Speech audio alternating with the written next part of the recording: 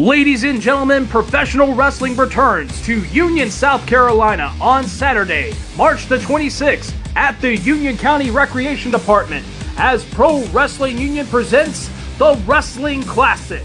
See some of the greatest professional wrestling action that you have known from Pro Wrestling Union. You'll see some of the best superstars in the independent scene, such as The Anomaly, Antonio Morgan, The Outlaw, Randy Wayne, Black Cat Dion Johnson, the Tag Team Champions, the Heat Seekers, the Carolinas Champion, the Great Dane of the Game, Bebop, and also don't forget the main event as NWA Superstar Colby Corino challenges Chase Emery, the All-American Blue Chipper, for the Pro Wrestling Union Heavyweight title. All of this and more on March the 26th, Union, South Carolina at the Union County Recreation Department, the Wrestling Classic.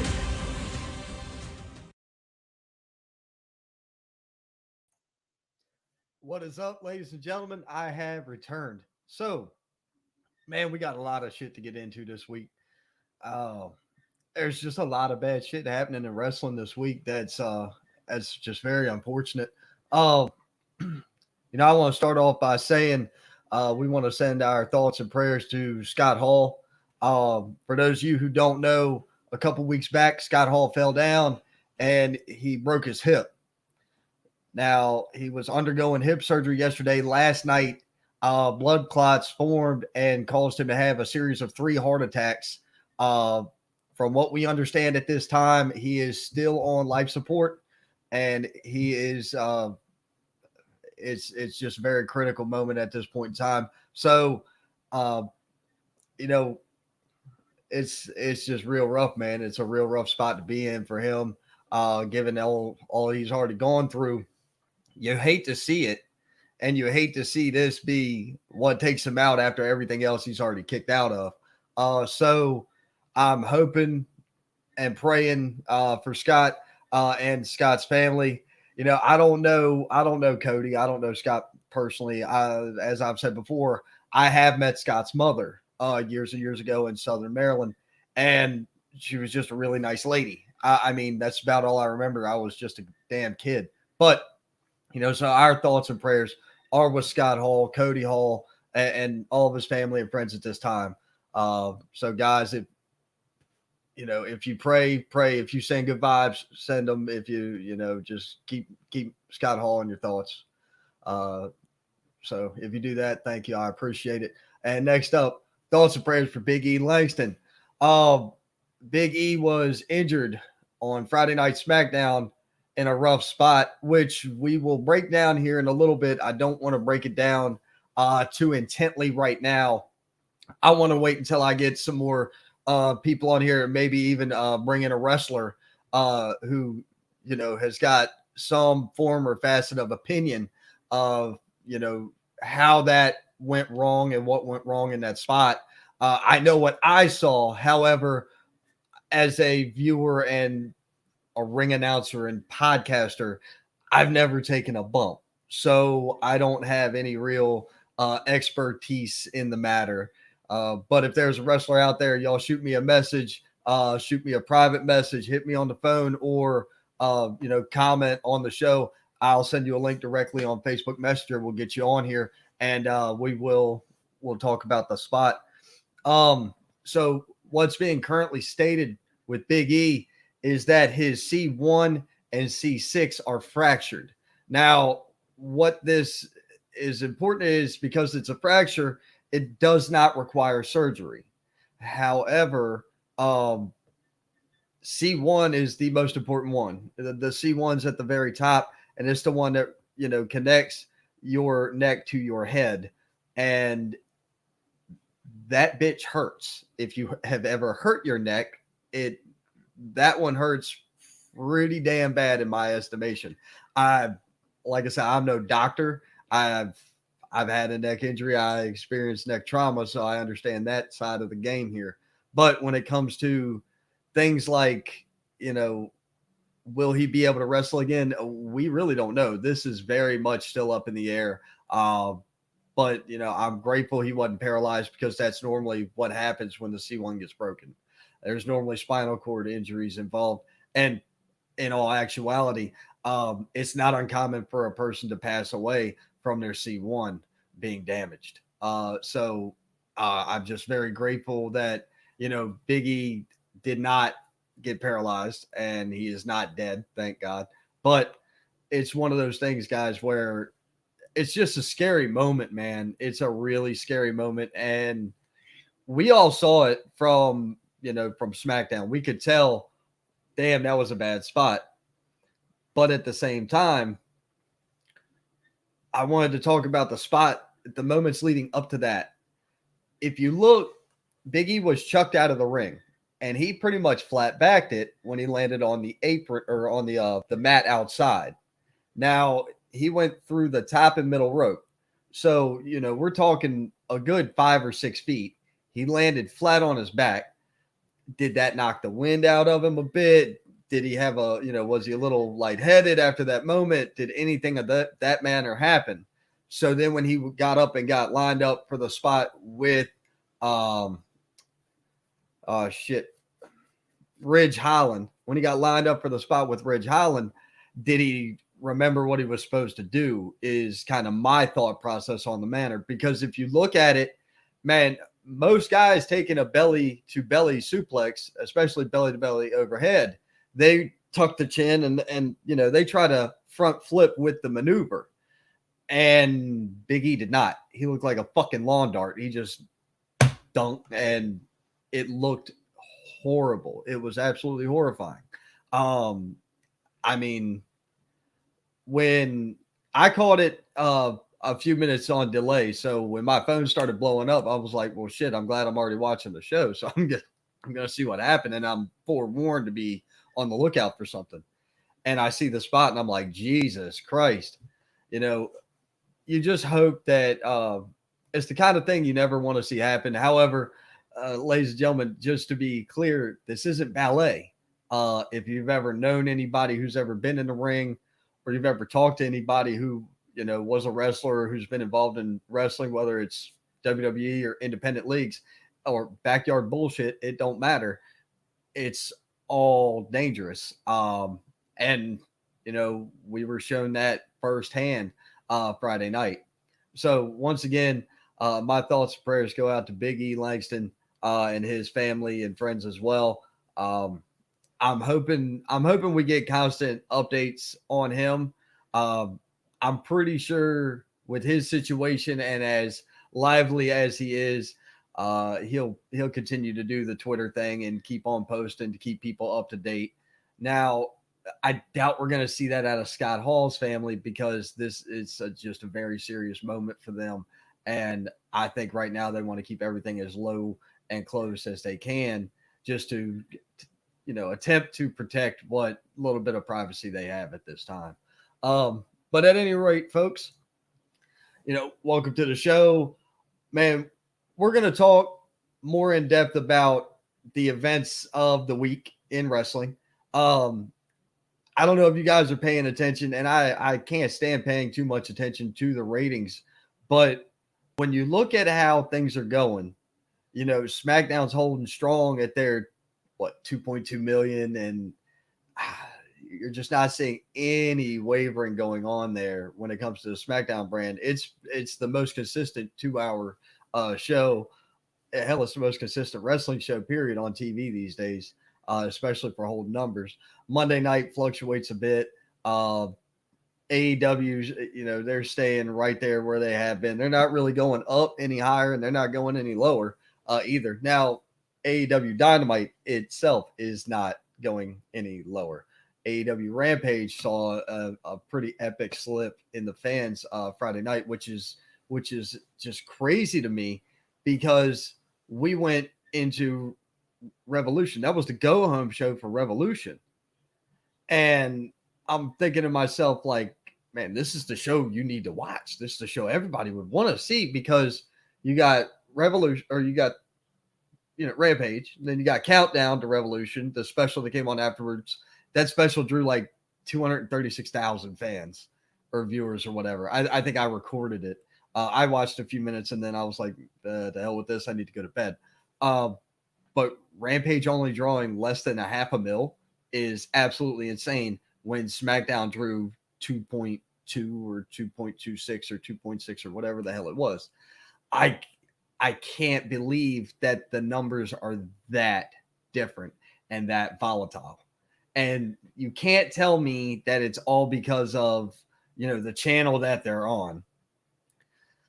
Realistically, folks, most people who have, you know, ability to watch Fox or whatever have the same ability to watch the cable channels because most of those are included in standard um, subscription packages. I know that firsthand. Now, what doesn't get included in this is streaming services like Hulu and things of that nature. So that brings up a whole nother ball game. I'm really hopeful that AEW does bring up their streaming service with HBO Max. I think that's the best idea that they can get right now. Now, the new merger with Warner Media and Disney is kind of big, or not Disney, Discovery is kind of a big deal too, because Discovery kind of views this as a good deal and a good way to get more viewers, and I think that's a great thing for them. That's a good shine on their light. If I'm AEW and I'm looking at it like this, and Discovery thinks it's an awesome thing, shit, yeah, I'm all aboard. Let's see here. We got some comments rolling in. AEW Dynamite was not good Wednesday, so it's not shocking to see Rampage low ranking Friday. See, and I didn't think, Harry, I'll be honest with you, I didn't think Dynamite was that bad. I mean,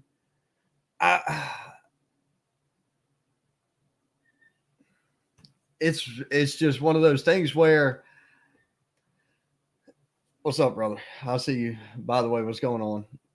Not much, man. Just sitting here chilling.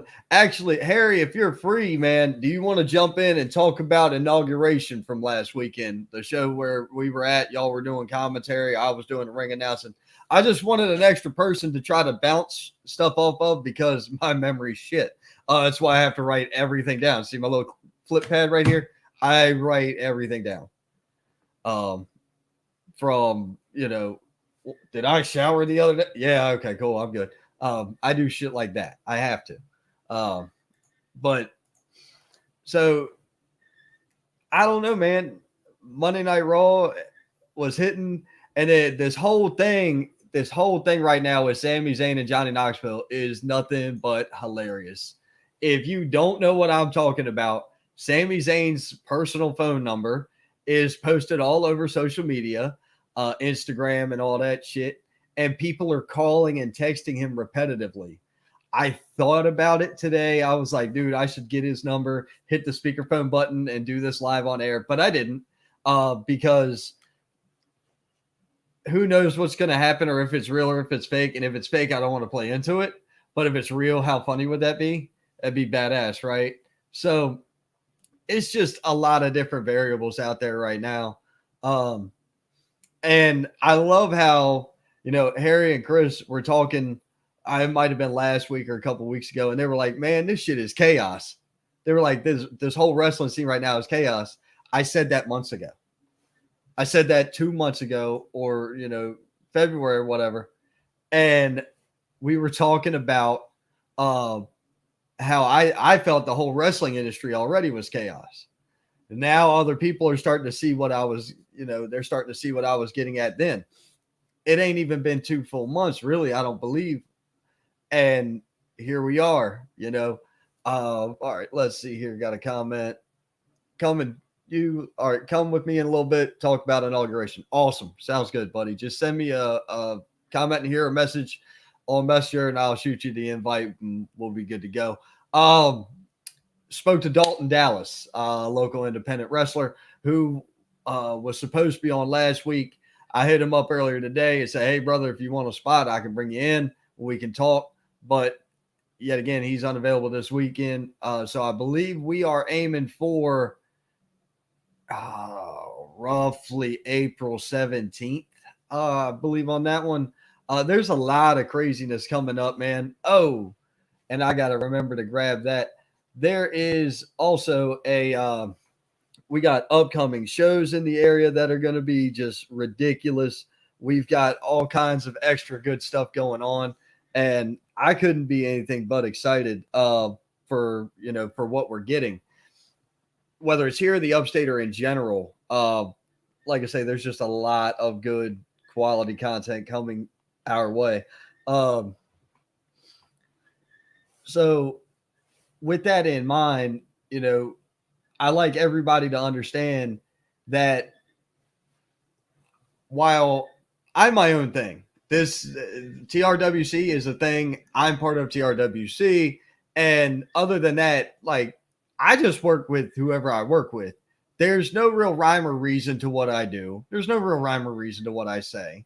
And the guys and ladies that I work with, inside the ring, outside the ring, behind the curtain, on the phones, on the social medias, all that. Everybody that I ever work with, I got nothing but love for y'all. So, I mean, it is what it is. I just want to make sure that everybody knows, no matter what I'm doing, you can believe that I'm trying to deliver it to you as real as possible, because I've never been one to bite my tongue on anything ever. And I'm not going to start now when I'm on my show that I pay for.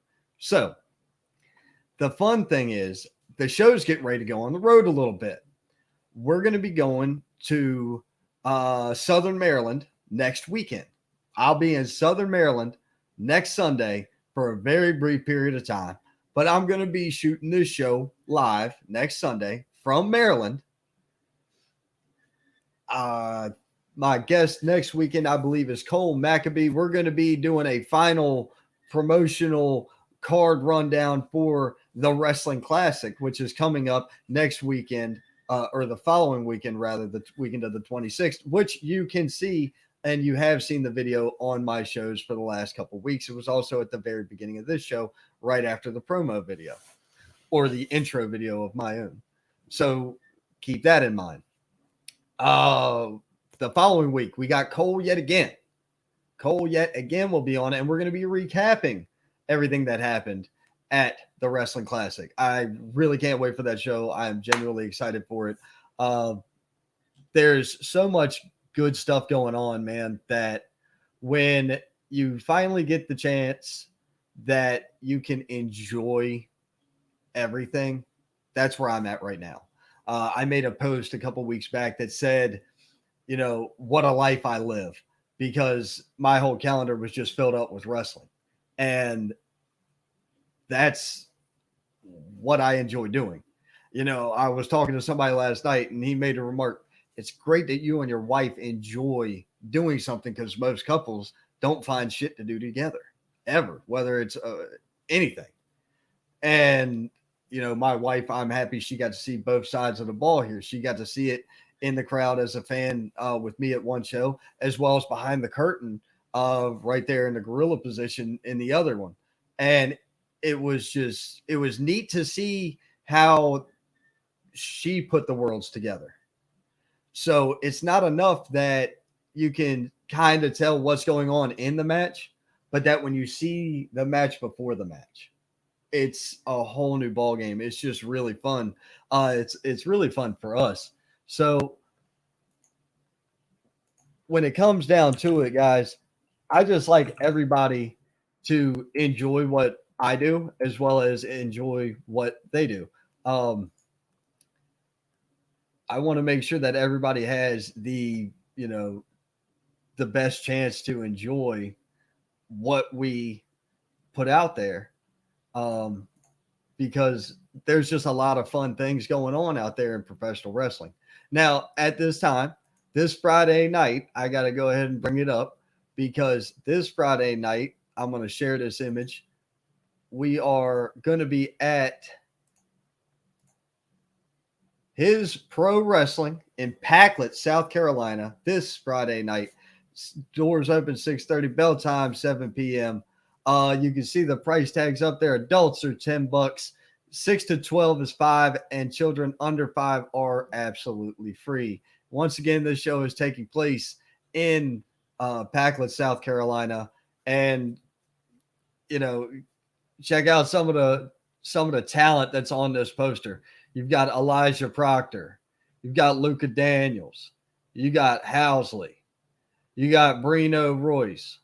You got AJ Frost. You got Squeaks the Clown and Michael King. All these cats on the top, man. All of them, except for the rep, are from King Enterprises. That's some good shit right there. You got the role model. The referee, Gail, she'll be there. Joey Reimer, Jackson Cage, and Jet Morris. Jet Morris just lost his heavyweight title to the role model at the last show last month. And I can't wait to see what's going to happen with this next. I've got to see Elijah Proctor a couple times now, and the dude is just jam up, man. Everybody on the card, everybody that shows up at these events, man, they work their asses off. I've got nothing but great things to say about all these cats that I've worked with at CMW Evolution, at what used to be Classic Pro Wrestling when it was around, and what is at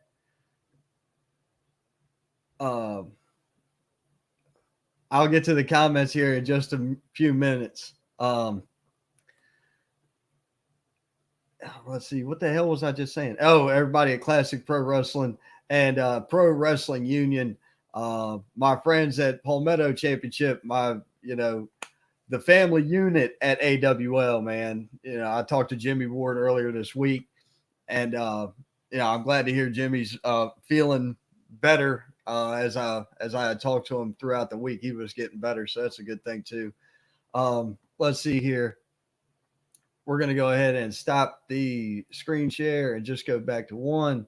All right. So Luke Fury says, yo, what's up, young Mr. Fury? How are you doing? And you made your HWA debut last night. Dude, that's pretty badass. What in the hell? Oh, yeah, that's right. They had the HWA show. Was that up in Rutherfordton?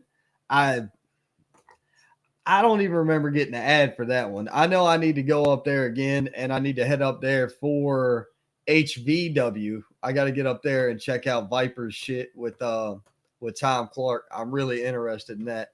Yo, you were in the main event. Hot damn.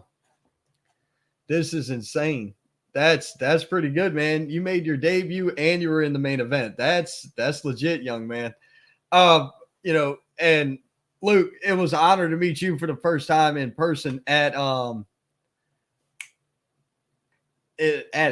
last show we were at. It was my pleasure to meet you, young man. It really was.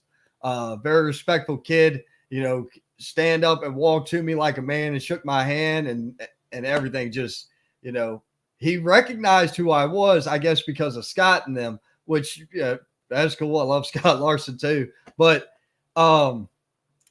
it was like, damn, that's awesome. So it was real good meeting you, kid. Come April 9th, I'll be at HWA.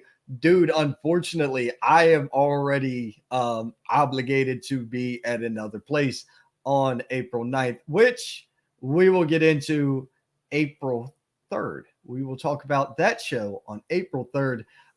Currently, April 3rd, my guest is Mr. Ethan Case from the Palmetto Wrestling Academy. And we're going to be talking about the Palmetto Wrestling Academy. It's a hell of a training school in the area. There's a bunch of training schools out here, but I saw what came out of that one,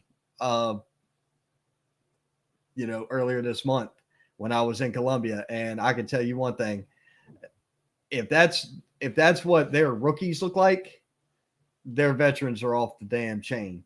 So we're just going to leave it at that. And I'll save all these comments and much more for Ethan Case when we get to see him. Rock on, brother. I appreciate it. Let's see here. April the 9th April the 10th. I'm sorry. 9th is Saturday. 10th is a Sunday. We will once again have on Mr. Shane Dorr of Palmetto Championship Wrestling.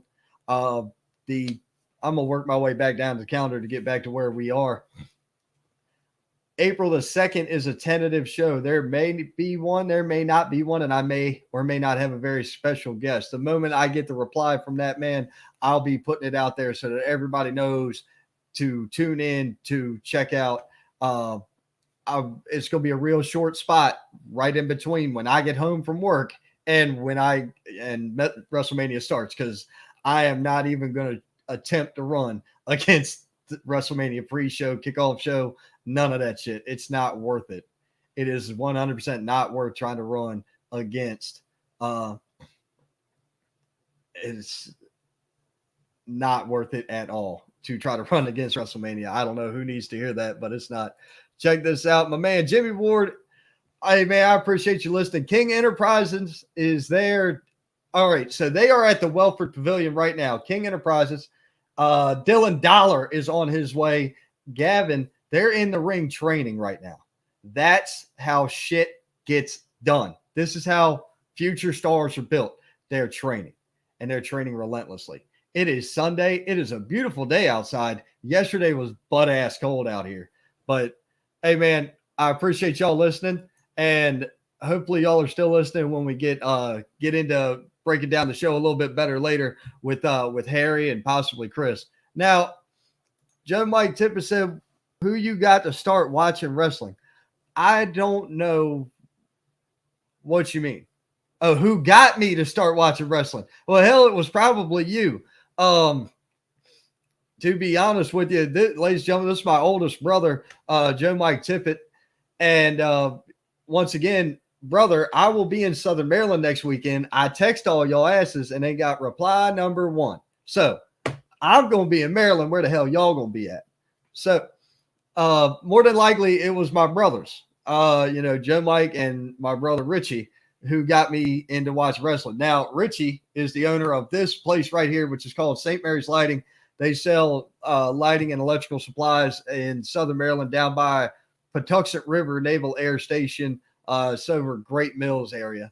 But that's who got me to start watching wrestling was him. And hell, your kids have been training now over there in like Wilmington, North Carolina region.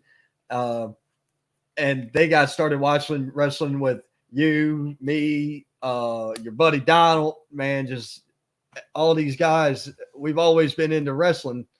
Southern Maryland had a hell of a following when it came to professional wrestling. Michael King states, King Enterprises is launching its junior recruiting division. Hell yeah. And in this area, man, you've got the talent to choose from. You really do. You got Ryan or Elijah King, I guess. You got him. You got Gavin. You got Luke Fury. Even though we already know Luke Fury is going to be a star, he's already making his mark out there. I can't name everybody. Kid Cutter, that little crazy bastard. You got all these cats out there that are just able to perform, and they're already doing so well at such a young age. It's impossible to think about what they're going to look like in 10 years. A lot of these kids, man, they're 15, 16 years old. So add 10 years of growth and size and growth in mind onto these cats and what they're going to be able to deliver in the ring. And you're talking about the next wave of the future right here in South Carolina, and they're going to end up on TV. It's not a question of if. It's a statement of when they end up on TV. And that's the damn thing. That's the whole thing.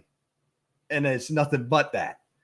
But it's great to know my friends are tuning in at this point. I appreciate that, everybody. I look forward to seeing everybody who comes out this Friday night to Packlet, South Carolina, at His Pro Wrestling. To the people who have never seen me in the ring, I will do my best to get somebody to get some lives out of, even if it's just me walking out, climbing in the ring like a half-crippled jackass, saying what I got to say, and then getting up out of the ring. I'll do my best to at least make sure you get to see that, because some of y'all are concerned thinking, dude, I walked into a store in freaking Southern Maryland. This has been about 6 months ago. I walked in the store and this dude's eyes got bigger than silver dollars. I looked at him and said, "Hey, what's up, John?" I hadn't seen John in 8 years or better. "Man, I heard you were dead." And he gave me a hug and I'm like, "Jesus Christ, no, I'm not dead. What the hell is this?" So for those of you who thought I was dead, trust me, I'm alive and well, obviously. But I'll make sure to get some footage out there if I can. But man, I'm excited for his show this weekend. I'm excited for also to be in Southern Maryland again. That show's Friday night. I'll be in Southern Maryland Sunday. We're also going somewhere else.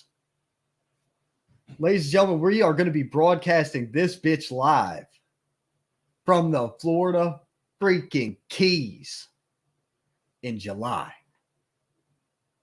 In July, middle of July at that, I'll be broadcasting live from somewhere down in the Keys, and we're going to have to figure out what kind of shit I can get into, who wants to show up and walk in, whatever. Look at this. Jimmy Ward says brain dead people, maybe. Man, I don't know. I have no idea. But there was people who thought I was dead. They hadn't seen me in like 10 years. So hell if I know. But either way, I'm excited, man. It's spring is finally sprung. We're getting into pro wrestling season again for me because it feels like more shows are firing up, and the more I do, the busier I get. It's insane. And trust me when I tell you, I don't have the voice that some of these other announcers have. I really don't. I have a different cadence. I have a different delivery. You want the guy to get the crowd hype as shit, you're going to call Bill Hazelwood. You're not calling me. You want some of the best in the industry, you're going to be calling Elliot, and you're going to be calling Brett Wolverton. You're going to be calling those guys if you want some of the best ones that are here. That's just how it is. You want the crazy ass dude who's a little out of his mind to announce you like, he's just done a rail, and yeah, now you're more probably talking my speed. Because that's the energy I want to give to them. I am as excited to see them perform in the ring as they are to perform it. I don't want the crowd sitting on their hands when you're announcing somebody. You want people to get up and cheer and holler and boo and everything else. So what you want to do is, in my book, the way I feel it is, if I'm going to throw this voice out, bitch, I'm going to do it delivering it as hard as I can to make sure that the point gets across. So if I got to yell into the mic, fuck it, I'm yelling. I don't care. I really don't care. But let's see here. Brother, I appreciate the compliment. Don't sell yourself short. You come a long way in a short time. Yeah, I haven't had much else to do. So I've had to get better at something. So I appreciate that, Jimmy, though. Really, I do. Now let's get back to it. We were talking about the WWE. We've been talking about how shit's been going. The shows have been just right on par with everything they've been doing in the last several months. Whether you're looking at it from the perspective of, God, it's not extreme enough, or, whoa, this is way too lame, or, oh, this is just right. There's just a good mix of everything. That's where I'm at. I'm at the point where I just feel it's a good mix of everything going on these shows. I feel like the Ronda Rousey brawl with Charlotte Flair and them busting up the damn Cadillac, that was a good spot. Thank God, yet again, barely inserted. This crazy shit doesn't have to happen every single day.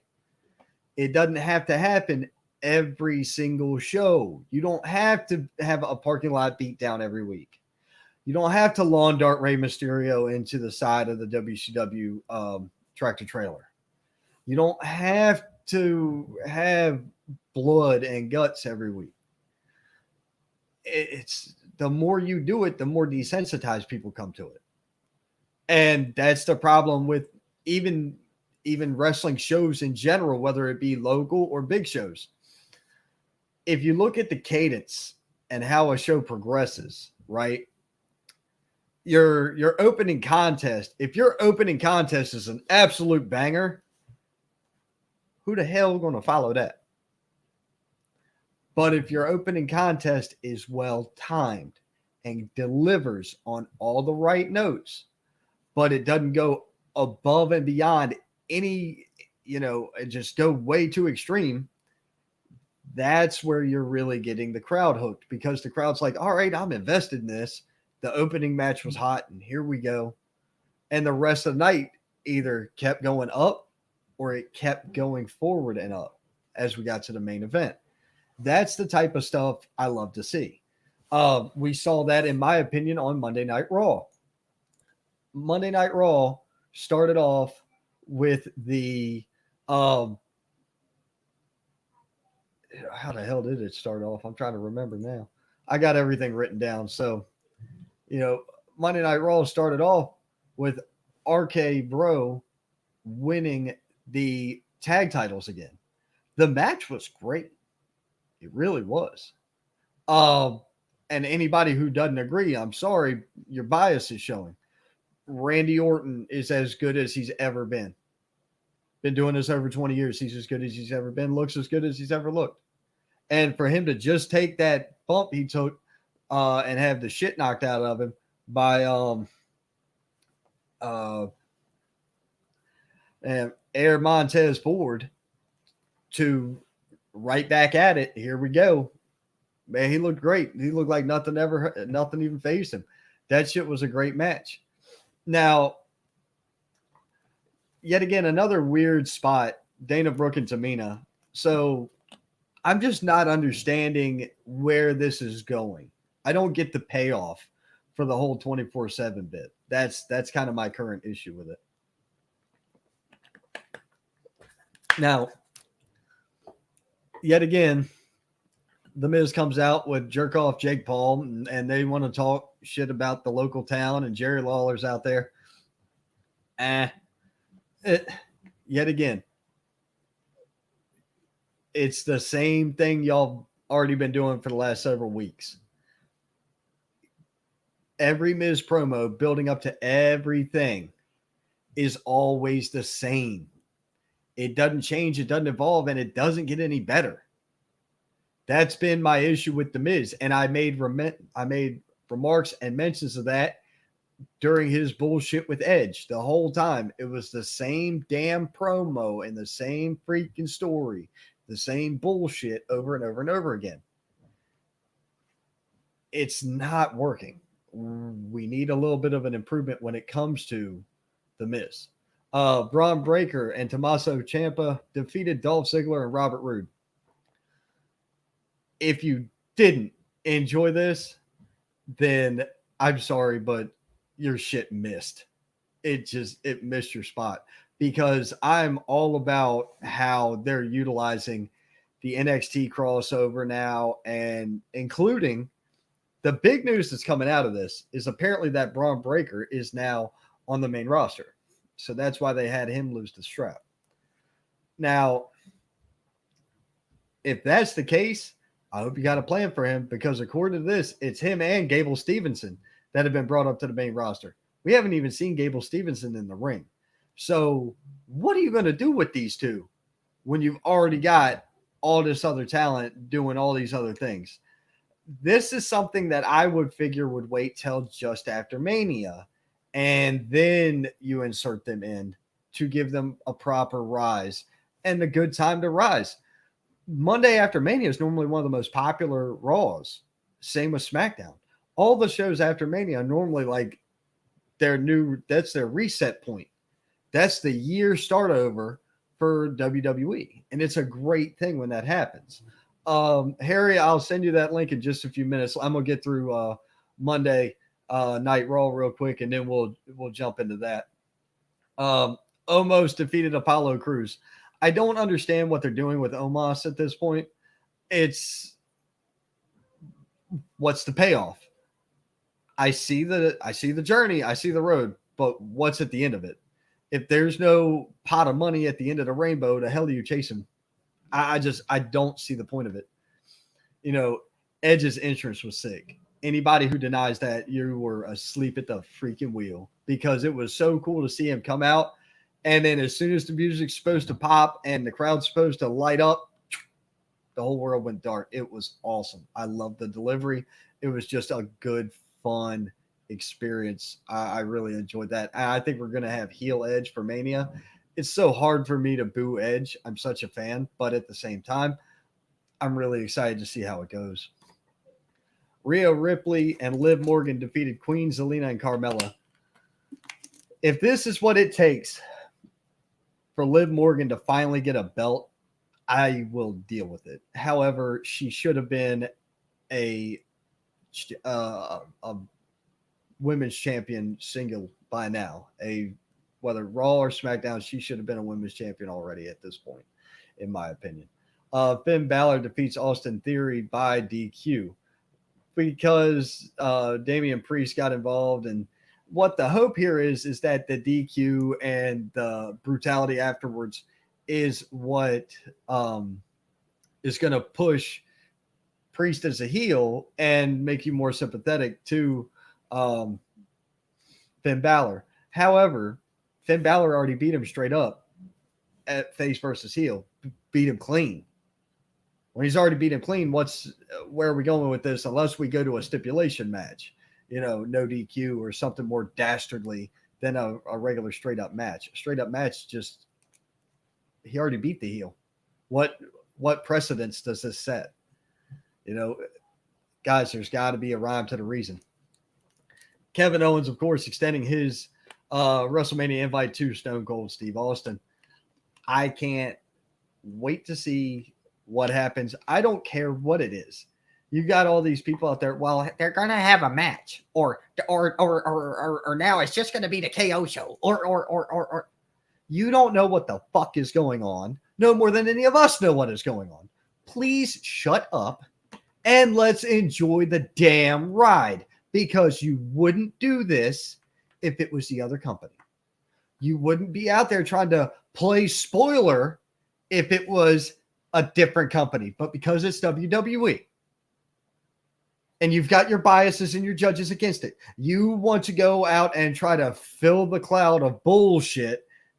Hoss, you haven't watched enough WWE, because you can't see through the Young Bucks' stomach when you got your mouth on them to even see the show to know what the hell is going on. So please shut up. Just shut the fuck up. God damn it. That dude pisses me off. And it's never ending. It is never ending. The amount of bullshit that comes out of this cat's mouth needs its own private septic company just there sucking it up. Oh, yeah, he's got a fan base that already does that. To the morons who pay his subscription fee, my shit's free. Enjoy. We have way more fun here. And I put your comments live on air. Does that fucker do it for you? No, he don't. What a jerk off. Anyway, I'm going to send my invite out to my man HBT, Harry Bernard Taylor. We are going to break down Inauguration, the show that was last Saturday. I wanted somebody from the show on. Unfortunately, some things got kind of hectic and got out of line, and we just weren't able to provide that, which, you know what? It sucks. We weren't able to deliver what I wanted to deliver last week, and I greatly apologize for that. But there were some scheduling conflicts going on there, including the fact that my guest at the last minute, said he couldn't make it and things of that sort. So it was just last minute changes that shifted. Hey, what's up, Dump Truck, brother? Hey, look, man, we're going to talk about you in just a minute, so I hope you're listening, pal. But also, I know you're here. Oh, do you want to come and talk on the show? I'm confused. Do you want to come talk about inauguration? I got no problem with bringing you on, Truck. You just tell me, brother. So, and I sent the link out to Harry. But at any rate, man, there's been so much crap going on, and whether it's in indie wrestling or the main shows, what have you, there's just been so much madness lately. It's crazy out there. But either way, when Harry finally gets in here, we'll break down and talk more about inauguration. Elliot, how you doing, sir? That right there, that's a badass ring announcer. I'm just gonna tell y'all here and now. That guy, there it is. That guy's a badass. What's up, dude? I hope this finds you good. All right, Dump Truck has said yes, he wants to come on the show, sir. I'm gonna send you an invite. Hang tight. I will bring you on momentarily. Let me see here. Because Truck, I haven't had the chance to talk to you before, other than when we met at the actual show. So give me just one moment to get this dropped in. Okay.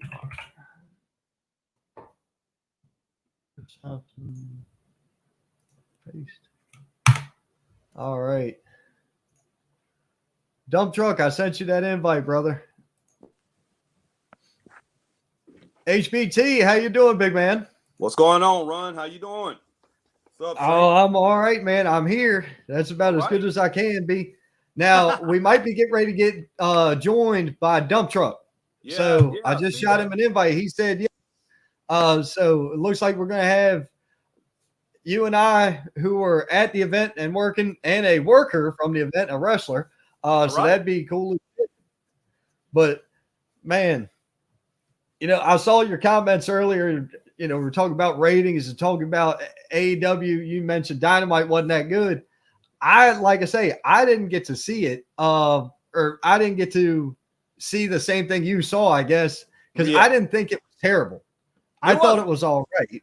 I mean, it just, when it boils down to it, saying it had a little too much talking. I know they had a lot going on, and they're creating a lot more storylines coming out off of Revolution. I mean, but it's just it got to the point where it just was a little too much. I thought the show was overproduced. It's not that it was a bad show, but it just wasn't great. It's just like, I'm like, wow, man, they're making so many different, they're making so many mistakes. And like you were saying about the ratings, as far as the ratings after a pay-per-view should shoot up. So, should go up. And then it went into Wednesday. And then, like you said, come Friday night, Rampage, the ratings went down. Why did the ratings go down? Because people looked at Dynamite and saw it for what it was. So it really wasn't a great show. It wasn't a bad show. But they went on. I think they went on just a little too much with some of the way they was creating the storylines. And then you had, I think they made a mistake when they had, they had like two attacks. They had Chris Jericho. They had Chris Jericho in his switch, and then they had the AFHO. What's the name of that? Not the Andrade Hardy Family Office. Yeah, AHFO. Then they had that, and then they had a big kick in with that as far as the attack on that. Which, if they would have saved one of them, if they would have just had one of them, I think that would have been enough for the show. But it's just it just oversaturated everything. Everything was just overproduced, man, and it just made the show. I'm just sitting here. I'm like, oh my gosh, man! It wasn't, like I say, it wasn't a bad show. It's just it gets you caught up into all of everything else that was around the wrestling, instead of just putting on a great wrestling night, a great night of wrestling. I believe they focused a little too much on all of it, trying to create storylines and trying to, I mean, you create your storylines. All your storylines don't have to be created in one night, especially if you're doing it every week, in which they do it every week. And what, they got 3 shows. They have Rampage, they got Dynamite, and they have AEW Dark. And if you go Dark ahead. and Dark Elevation, I don't count them as hard because they're internet based. Now, I do count them as far as if you want to follow it all, you got to follow it all. But I mean, I mean, for God's sakes, you and I both know it's a full-time job to watch every stitch of wrestling out there, even if sticking with the main 4 or 5 companies. Yes, the top 4 or 5 dogs in the yard, there's still a lot of damn food. You know what I'm saying? Oh yeah. But it's just one of those things, man. So I'm with you 100%. And Dump Truck, I see you. I'll grab you in just one moment, my friend. With all of that going on, they should have had, I'm not going to say better ratings, but the show should have been better to the point where next week's ratings would be even better. That's true. And, look, I'm not going to pretend like I know and understand the wrestling business because I don't. However, I do know and understand how ratings and stuff work and the fluctuation, the ebbs and flows. They're not going up against anybody. There's no freaking competition for them. That's right. That's right. And when which I told Chris, Chris and I was both talking about, watch the pay-per-view be off the hook and be a great show. And it was a great show. But I said, Chris, look at every one of their pay-per-views and why it's so good. It's wrestling, man. It's wrestling. It's just like last night. Last night we was at 3 Count Championship Wrestling, man. And they held the show in Pickens. Great night. All night long, me and Bill was talking, cutting up. Me and Bill, Hazelwood. Hey, look, listen to me. I love Bill Hazelwood. Bill Hazelwood is a friend of mine. Yeah. So he is a friend of mine. We ain't even close on this. I consider Bill Hazelwood another legend in this industry. He's a damn good person. Yeah, man. So last night the stars was out. Jimmy Ward was there. Me and Jimmy, we talked a good bit. And Gavin was there, Elijah was there. So, we all got together and we talking and everything. So we're about to talk about his event. So if Jimmy's listening, but later on, me and Chris, we're going to talk about his event too. Chris last night wasn't at the show. Chris had a party to go to. His cousins, hadn't seen his cousins in years. So he went to a party. Him and Jeanette went to a party last night. Gotcha. So I was on my own up there. But last night, man, was a great night of wrestling. I mean, amazing. But yes, let's get back to what we was talking about. We're talking about, like you said, AEW Dynamite is not going up against anything. When you're coming off a pay-per-view, especially one that successful as Revolution was, as far as people liking it, and as far as the buzz that was behind it, there's no reason for you to come in on a Wednesday night when you're not going up against anything and bomb. I'm not going to say they bombed, but they lost viewership. So they did. So, I mean, I don't want to see that happen because controversy creates cash and competition creates controversy. So Eric Bischoff is right on that. No matter what, you might not be a fan of Eric's, but he's right on that. Anyway, we've got Dump Truck waiting backstage. Let's bring him out and let's get to talking about this. Dump Truck, the fucking American Diesel. How are you, brother? What's up, brother? How you doing? I'm doing good, man. How are you? Harry? How you doing, big man? About as good as I know how, brother. I'm living. I'm breathing. Ain't nothing better. You scared the shit out of me. I don't know if you remember it or not, but you scared the shit out of me at inauguration, man. Oh, I was all right. You good? I mean, do you remember me coming to the back? See, I've been taking these weight loss pills, these keto pills. Oh. Yeah. And you're supposed to eat when you take them. Oh, man. Well, when I wrestle, I don't eat. Oh, damn. I took these keto pills because I'm trying to lose weight, trying to get better in the ring, all that kind of stuff. Well, it felt pretty good outside. And I took my pills, got out in the ring, got excited, and then that's what happened. I wasn't blown up like everybody thinks. Everybody out there thinks I got blowed up because if anything, I've proven asthma is not going to stop me from what I want to do in independent wrestling. Right. That was because I didn't know what happened to you because I didn't know. Like I say, that was the first time you and I've ever met.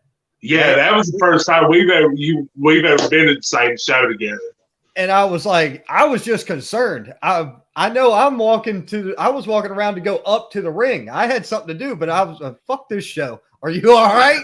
I'm like, that's where I was at least in my head. That's where I was. I'm like, dude, I can't go out there and say something if I'm looking at this man get ready to fall over in the back. That ain't right. I can't. My head doesn't work that way. Yeah. So that's what that was. It was all right. It's just where I did taking those pills, and I didn't eat a little something with them. Gotcha. And then I got out there jumping around, and there we went. Yeah, gotcha. Chris and I, we heard that, because we was out there still at the commentary table where the bell and all that was. And we had heard some things going on in the back, and we was like, "Oh, the truck will be all right," because we know you. Oh yeah. We've been around, we've been to shows, and we've seen things happen. I mean, we're like, "Yeah, the truck will be okay." So so we knew. But that was the second time I've ever seen you in the ring. Yeah. So if we was around you saying, we would have been like, "Oh, don't worry about it, man. The truck will be all right." Yeah. Oh yeah. I didn't know what the heck was going on. I just wanted to make sure the man wasn't getting ready to keel over. Like, no, baby. No, this shit. No. Like, damn. But no, I thought it was a good event though. We had a great time. It felt like my wife said, felt like family in the back. Great. Exactly. Exactly. It was a beautiful venue. Yes. Yep. It was awesome people there. Yeah, they had a good roster. They wasn't no kind of damn drama. Yes. You couldn't ask for a better wrestling event. That's true. It was a fun time. I give it up. My respect, Jimmy Ward. Thank you for putting on a real wrestling event. Thank you. I mean, that was exactly what independent wrestling needed. Right. No doubt. It reminded me a lot of the CPW shows. Yes. It felt like home. It felt like freaking home to me. And I was like, and of course it's because we're surrounded with a lot of people that have been involved in CPW. Jimmy Ward and David Cody was involved with CPW and KC was there. And I never met David. And that sucks for me. But regardless, Jimmy and Gav and just the way everything went, I felt it was a great event. I felt it was very fun. And I can't wait to see the tape. I can't wait to see the tape. Right? I can't wait to see it. Yep, I'm excited for that as well. I felt like we did justice. Chris and I a little bit later be posting some of that, so we will be talking. We will talk over it. We will be talking about the event, but we will be posting some of that online. Yeah, I'm kind of excited to see my match. Yeah. But now, as far as Blue Horse Media, they haven't got back to Jimmy yet. Okay. So he doesn't have a recording from them, but we have the recording. So Jimmy was I was talking to him about we're gonna go ahead and put on go ahead and talk about the show and go ahead and post some of that. And he was like, yes, he was like he's talking to me about posting it and talking about the card. So so be looking out for that a little bit later on whenever Chris gets home, because right now he's out shopping. He called me. So that's when I had to turn off your show for a minute because I was watching it on the phone, Saint. But he talked to me and I told him, I said, we could go on a little bit later and we're going to talk about that show. So we'll be doing some commentary over the matches because we wasn't able to get it all ingrained here because what was going on, because Chris had to do the music and he had to do the bell. And we started off doing commentary, so we had to cut that. And now we're going to go ahead and do commentary over it as we show it on Straight Up Wrestling page. So check that out. That'd be awesome. That'd be awesome. Yep, definitely. And we always try to make sure we shine the light on everybody we can. We got the Straight Up Wrestling show with HBT. If you ain't watching on the most random times, you better just hit the notification button because them dudes are on all times of the day and night. Oh, yeah. And that's what I love about their show. It's random. So randomly throughout the day, I'll get a notification. Oh, crap. I get to watch. And that's what makes it fun. And then we got the constant professional Scott Larson out there. He's been doing work, for years for indie wrestling. Big fan of Scott's as well. That's #truth. We always try to make sure we look out for everybody we can, man. That's it. Yeah, #. Oh, #truth. Got my man. Yep. You've been on there a couple times. Oh yeah, I've been on there a good many times. I love #truth. Yep, Scott's good people, man. Scott's real good people. Yes, he is. Yep. But no, like I said, Trunk, man, it wasn't. I didn't think you were blown up because I only saw bits and pieces of the matches. Oh no! I wasn't talking. I know you was just concerned. I was trying to see. Ever since I've got into independent wrestling, people has taken my asthma as a weakness. And really, at first it was. Right. Because I didn't know how to control it. I didn't know how to make it work for me. You know what I'm saying? If that makes any sense. Not really, but okay. But, let me explain it. Like, big man wrestling. Right. Okay. When you see somebody like, I'm not going to say Keith Lee, because he's just a freak of fucking nature. Yeah, a freak of nature. He's got luchador and big man and mashed together, and he does stuff that you wouldn't believe a big man does. 100%. Well, I'm starting to work on that. Right.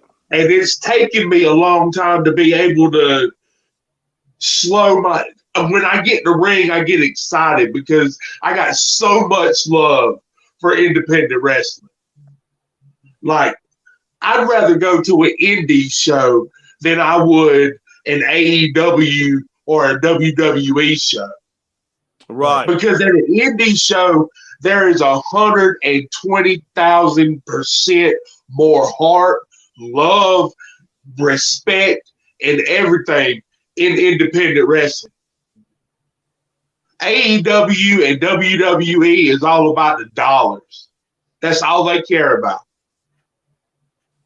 Independent wrestling is supposed to be more about the love of the business. That's my beliefs. And that's the way I do it. That's why I don't care about getting any bigger, going to these big shows and stuff like AEW, Dark, and all this kind of. If I could just do, whether it's 5 people or 500, whether or not I give you a 5-minute match or an hour and 5 minutes, I'm going to give you everything I have to make you want to be like, you know what? I'm going to come back and see another show just so I can see if something else happens that makes me want to love it even more. Now, I will tell you this. Your promo, even though you were the heel in this situation, your promo was freaking fire. I loved your promo. I'm standing in the ring trying not to smile and cheer because I'm like, this big mother is getting this crowd hot. I was like, damn, man, I loved it. The promo exploded and the crowd felt it and you could feel the crowd. And that's what I was like, They're eating right out of the fan. I love people. People ask me. Yeah, Chief Wednesday night on our show. Chief gave you a big up on that as far as your promo. He talks about how Dump knows how to talk to the fans and keep the fans going. And he says that's the number one thing about you. He said people love Dump Truck, love his mouth, man. He can talk. And I mean, that's a lost art in this business. That's a lost art in this business. And I tell you what, you got it. I'll tell you a secret.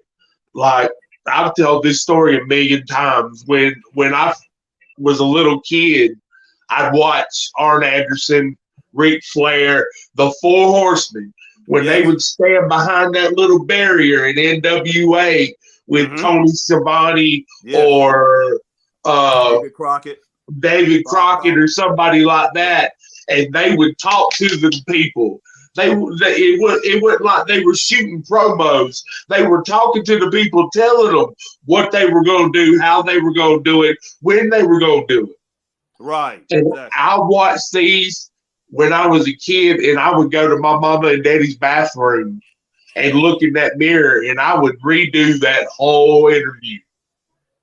Man. And people ask me all the time, what's the secret to your promos? What's the secret to your promos? I do my promos like this. I put all it is 100% heart. Right. That's all it is. And I think that's what resonates the most with people, especially like I'm in there, I'm a ring announcer. I understand how that crowd reacts to the certain things you say and the certain things you do. Mm-hmm. I can understand the cadence. I can see it and I can hear it. When you feel it, you know it's real. Kid Rock said that. And damn it, brother, they felt it that day. They felt it when you hit that promo. It was for real. It was all real, man. I loved every second of that. Oh, I love doing promos. Like yeah. I'm in like 2 different E-feds, and in one of them, I'm like number 4 in the nation for promos. Oh wow! Now, I'll be honest with you. You know what? And this is me, and I think I mentioned this to Jimmy in a conversation. I mentioned it to somebody. Don't ask me because I have a shit memory, so I write everything down. But I think that you would be phenomenal as a commissioner authority figure type in a promo, even if you weren't working or if you were hurt a bit or something was going on. You had an injury through. I think that would be a suitable role for the American Diesel. I agree there. Because that's funny. That's funny you say that, because back I think 4 years ago, I was the actual commissioner of APW in Boiling Springs. Oh, damn. Well, check this out. We got a couple of comments to add here. What up, peeps? I love this conversation. Mr. Scott Larson said that. We love you, Scott. Thank you, brother. Mr. Hashtag Truth. That's right. Hashtag truth. And then he also said, I love dump truck promos. That's right. a lot of great promos from Dump Truck. There's no doubt. Oh, yeah, definitely. Thank you. I mean, you went up against John Matthews. That was the second match of the night was John Matthews and Dump Truck. And I mean, I've seen that kid work twice before. I saw him go, I guess I could say 3 times because he was in 2 matches the first I ever saw him. He was at HWA. He was the opening contest with Myrick Moore, I believe. Maybe I might be right on that one, might be wrong. Yeah. And then he was in the Bunkhouse Brawl. Yes. But then I saw him the following time at his pro wrestling in Packlet. And the contrast in matches was 100% different. 100% different from week to week. I couldn't believe it was the same kid. I call him a kid because I know I'm older than he is. But so there's that. Oh, he's definitely a kid. Oh yeah, he's a kid. Yes. But the reality is, man, he delivered. In my book, he delivered so much better at his. And I was kind of aggravated. I had too much going on to get out there and watch the show with you two as much as I didn't get to. You know what I mean? I wanted more time to enjoy everything. But I digress. Watching the kid evolve in just a week is like, damn. Okay. So you can tell he's got passion. You can tell he's got heart and love for the business. So that's great. You can tell he's a kid with a lot of respect. The first time he met me, he didn't know me from freaking Adam.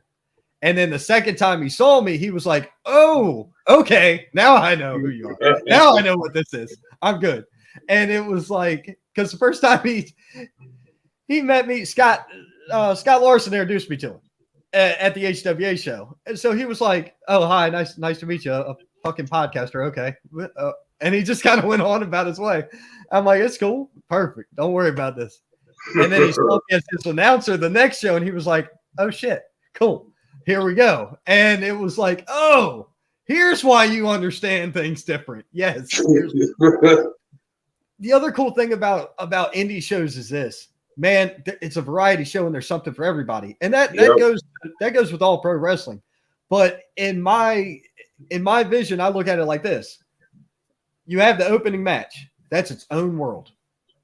I can separate match 1 through match 8 on a card, and each individual one has its own special place and its own talking points, and it's its own organic life form at that point.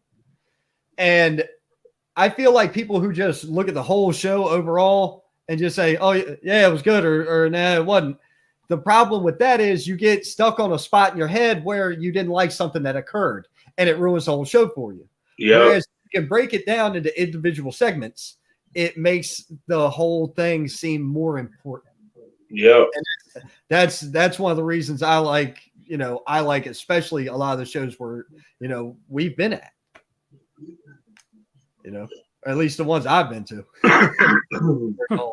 But man, so tell me about that kid. Talk to me about that match. John, that match. I have all the respect in the world for John Matthews. I've seen this kid I've seen his first match when he first got into the business. Oh, wow. Okay. That's how long I've known him. I called him the young Randy Orton because when I first seen him, it was like natural. Like he was second or third generation. You know what I'm saying? He just had that little click that something told you, hey, something big's going to come with that kid one day. Oh, yes. So I called him young Randy Orton, and I've called him that since the day one. Well, our match was just another lesson in this business. Don't trust nobody. That's rule number 1 when you get in this business. Don't trust anybody. Respect everybody. Yes. Don't trust nobody. Oh, yeah. Yeah. Well, I'll tell you, man, John, which I've seen several matches with John, and I've seen John team up with him and Kid Cutter, Perfect Vision. Great tag team. John, and what you were saying, Saint Run. I mean, John, yeah, he can transform as far as in different matches. You'll see different things, especially like say he's wrestling solo, and he can adapt to any opponent that he's wrestling. But I agree, I agree with Truck. Don't trust anybody. Sometimes you might know somebody and you might give them a little too much respect, and then you turn your back and then boom, you get popped.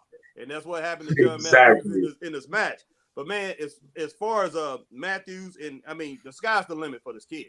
I mean, he really, I mean, he's a step above. I'm not trying to put down anybody else as far as on this indie scene, but as far as guys that's around his age range and all that, he's a step above him. I mean, he really is.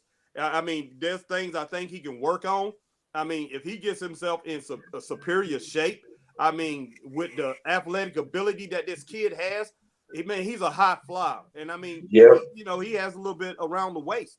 I mean, but Matthews, man, it's incredible. And the stamina that he has, man, and his recuperating powers, he overcomes adversity so quick. And then he comes back, man, he will hit you with a flying drop kick. Man, he'll hit you with one of those flying shoulder blocks that he's good at, but he's so great at going to the air. But I'm just like saying, if this guy put on 20 pounds of muscle, take off 20 pounds of fat, man, unstoppable. I know that's right. I can see him in that Chase Emery Ram. Okay, Harry, you said if he takes off about 20 pounds of fat, he'd be unstoppable, okay? Yeah. What if I was to take off like 20, 30 pounds? He'd be stoppable then. Yeah. Well, you will be. You know what I'm saying? You will be unstoppable with any opponent that you're in the ring with, not just John Matthews. So far, I'm going on 15 pounds. Hey, excellent. Damn. And last night in Orangeburg, South Carolina, a dump truck pulled off a move that he's never been able to pull off before. What's that? I pulled off a natural selection. Who did you wrestle? It was me, Ronnie York versus Aftershock and some other guy. Okay. Gotcha. Now, and it was for the AWS United States Heavyweight Tag Team Championships, and I'll be happy to tell you we left with the straps. All right. There you go, man. All I had to do was show up, and I was a champion. All right, my man. that's badass. Yeah. Now, I do want to bring radio back to one thing you said a few minutes ago, Truck. You made a remark that he had that it like Randy Orton. I'm going to go ahead and say that in my opinion and in my mind and heart, I believe what I'm about to tell you is nothing but the truth. Randy Orton is the smoothest professional wrestler on the planet. Without a doubt. Without a doubt. Yes. I think he is the best on the planet today. If he wasn't, he wouldn't be one of the very last originals left. Right. Yeah. On WWE. You know what I'm saying? Oh, yeah. 20 plus years. He has got the business figured out to a T, and he is taking advantage and running with it and taking Riddle with him, and I couldn't be more happier for it. Hell yeah. I think Riddle's got a good future ahead of him. If he keeps his ears open and listens to Randy Orton, yeah. I'm not all that big on the stoner gimmick, but at the same time, it is what it is. Yeah. I'm liking where we're at in professional wrestling. The days of the hardcore gimmicks is pretty much gone. You don't see very. It makes them special when there is a gimmick. It makes them mean more. It's not a flood of all these different professions and freaking the clowns or the garbage man and the dentist and all this other madness. You don't see that much of that these days. You just see a lot of bad, and I dig that. Now there are a couple of there's a couple of exceptions to that rule, which we all know this. Now I'm gonna catch up on a couple of comments real quick. Thomas Scott said, "What's up, Rod? Hey, brother, how are you?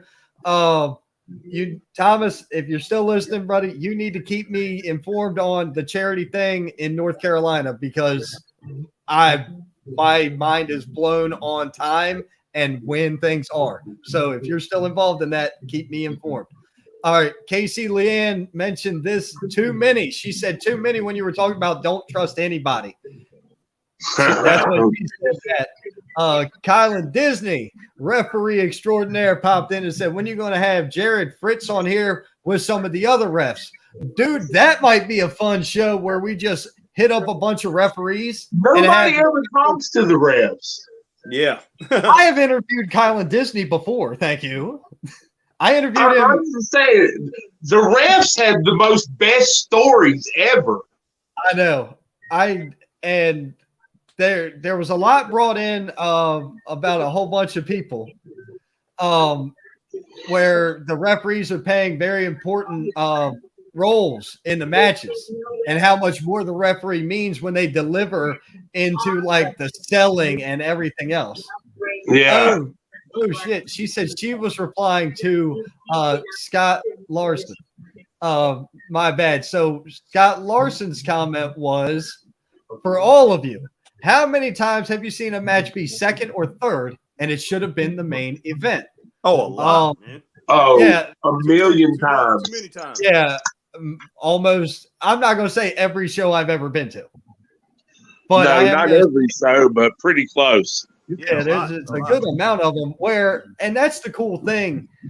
Anything can steal the show, but it's all about perspective of what steals the show for you. Just because I thought that, the opening contest of show A was better than anything else doesn't mean that the main event wasn't important. You see what I'm saying? That's kind of how I look at shit. When you're looking at a show, especially like a show on TV, a WrestleMania or whatever, Jesus, everything there's the main event. It don't matter whether it's called it when it goes on the card. Everything is gotten onto that card for a reason. So that's just kind of how I feel about that one. Man, William Rollins, my friend, you're late to the party. I already announced the show, had the picture up, screen shared, and everything. I already did this. He just wants attention. That's all he wants is attention. Oh, Mr. Rollins is good people, though. Yet again. I love William. Another promoter I'm happy to work with, man. Really am. But yes, his pro wrestling, March 18th. I'll be your ring announcer yet again, live in Packlet, South Carolina. Doors open at 6:30, and I can't wait to see everybody there. And I'd just like to add to that, Mr. Rollins, dump truck's not hurt anymore. Just saying. Oh, because the last show I was at Williams, I got hurt. I remember that. I was there. And that was the Halloween show. I haven't been back since. That was the Halloween show. Yes, sir. I was there. I was there for the Halloween show. I was out of town the next month, and then I was their ring announcer after that. That wasn't good. And then William Rollins says, that was about the scariest moment I've ever had in wrestling. Yeah. Oh, really? Yeah. I was literally scared. What happened? I was wrestling Joey Romer, and I went for a fall away slam. When I got him up, I was fine. But then when I got him over my head, I heard a pop. And when I landed, I hit, and then I heard another pop, and I couldn't move.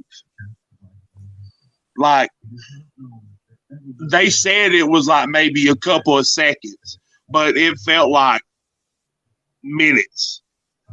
Where I you was down for a while. Yeah, I couldn't move.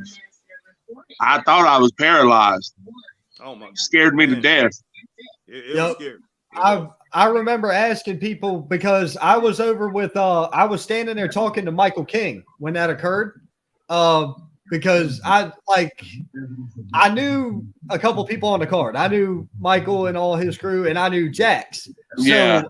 I was out there with my kids, and I was like, "Hey, y'all, I'm over here in the corner." And they came out from behind, and they were like, "Oh, they were out there hanging out with me." And I'm sitting there watching, and I'm like, "What the hell happened?" I couldn't tell what had occurred. But now that I know you heard something pop, now was it in your neck or your back? It was in my back. Okay. I had slightly cracked 2 vertebrae in my back, and I had 2 herniated discs. Son of a bitch! I had a hairline crack going down 2 of my vertebrae. Oh wow! They put me out. I was out for about 2 weeks. I had to be out of work for 2 weeks. I didn't wrestle for like 2 weeks. And went back to the doctor, and they said that there wouldn't be nothing I could do about the cracks unless I got surgery. And the herniated disc, they told me to keep lidocaine and stuff like that on it, heat pad, heat press, all that stuff. I'm fine now. Still got the crack, but I mean, I don't really do the fall away slam no more. That's another move that I wish a lot of more of the wrestlers, guys like the size of a Brino Royce, a Chase Emery, Hood, guys of that stature and size. I believe that's a move that's lost in the art, man, because I love that move. And, Scott Hall, in my opinion, made that move famous. Oh, he perfected that move. It was one of the greatest things ever, man. And I mentioned Scott before everybody got on air. We send our thoughts and prayers to Scott Hall. No doubt. My messenger just went off. That's why I was looking at the other screen. I was like, "Oh shit!" Because somebody said "F me sideways." I thought something bad had happened. No, it was a recap of a memory from 11 years ago today. Sting and Jeff Hardy were in the same ring at TNA Impact when Jeff was all messed up. Yeah. They had to end the match real quick. Then earlier this week, rewind, to Wednesday, Sting and Jeff Hardy are in the same ring again. That's just a weird coincidence right there, brothers. Yeah. Now, William Rollins said you were very pale after that match. Yeah. Well, I mean, I thought I was paralyzed for a little bit. So, I mean, yeah, of course, I'm probably going to be a little pale. And I don't know. He probably thinks I was blowed up. He's one of my naysayers. You know what I'm saying? Well, I mean, it's one of those things where you want to try to be as safe as you can be. And I look at it like this. No matter what, it is a business. Yes, it's a passion of yours. It is a love in your life. I love wrestling too. And when you are a business owner, a promoter, whatever you want to call them, it's still a business, and there's insurance and all this other shit involved, right? I would feel like absolute dog shit if somebody died on my watch. I would have felt bad being at a show where somebody gets hurt. I would feel bad for that.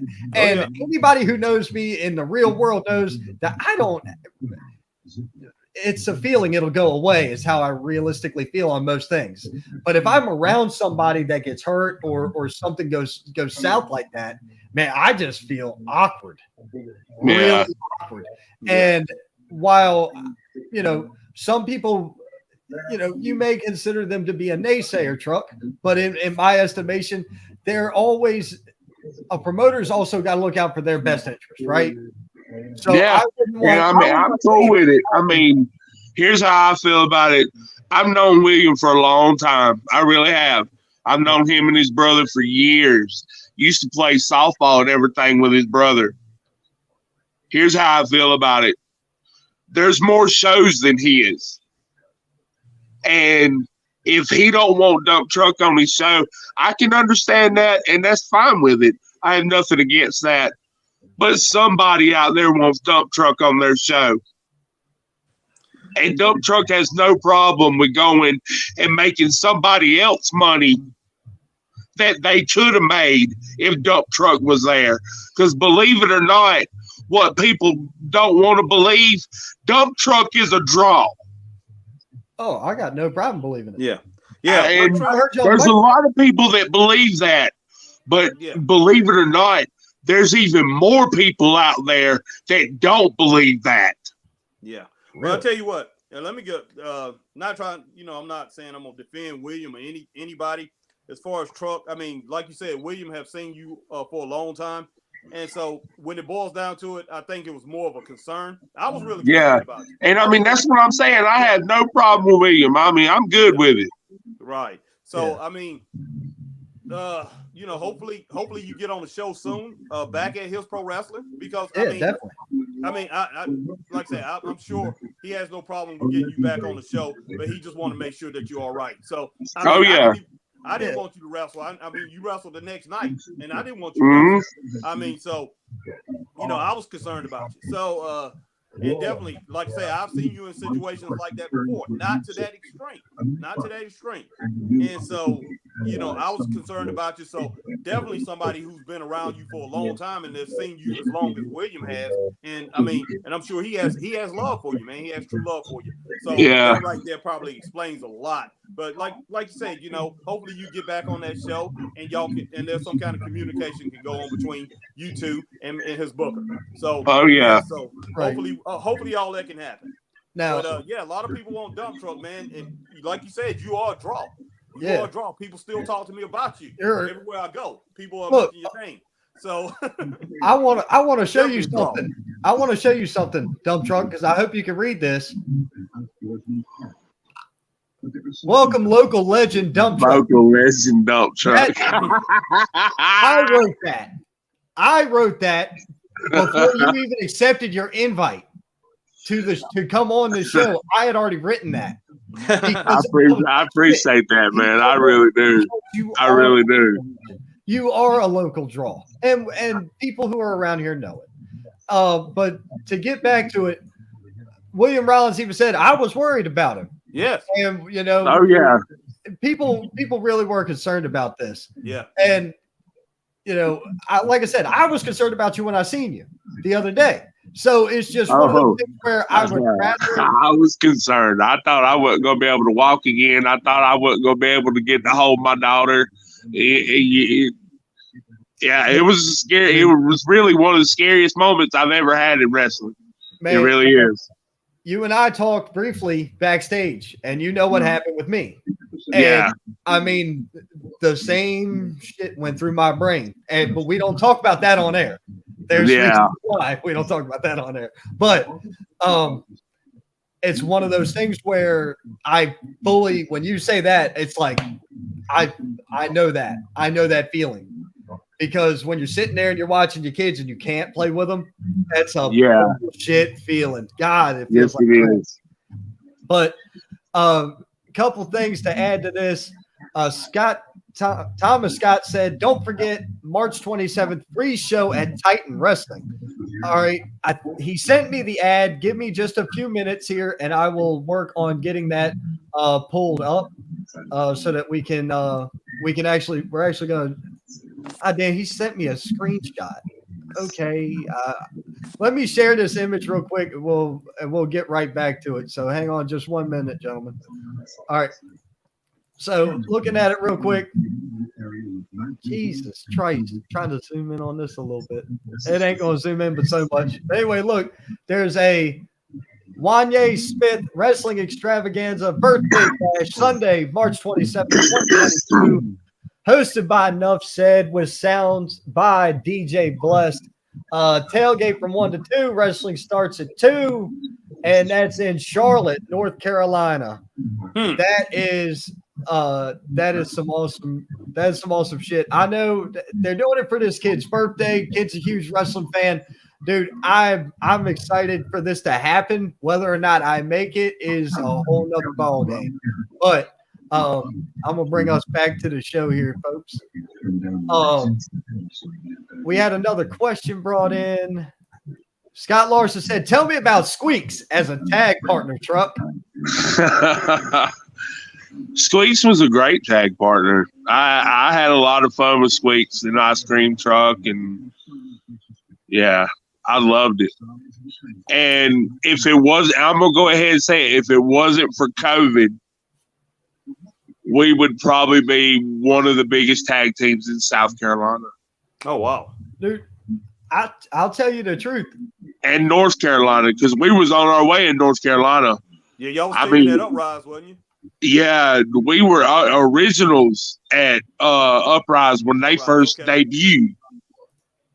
And Ice Cream Truck was over everywhere we went. We'd give ice cream to the kids, and that was some good days right there.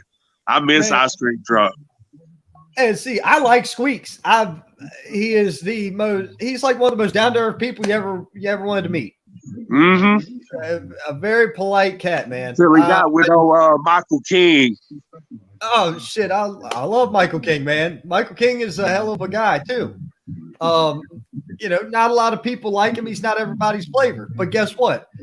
There's Baskin Robbins got 31 flavors of ice cream for a reason. Exactly.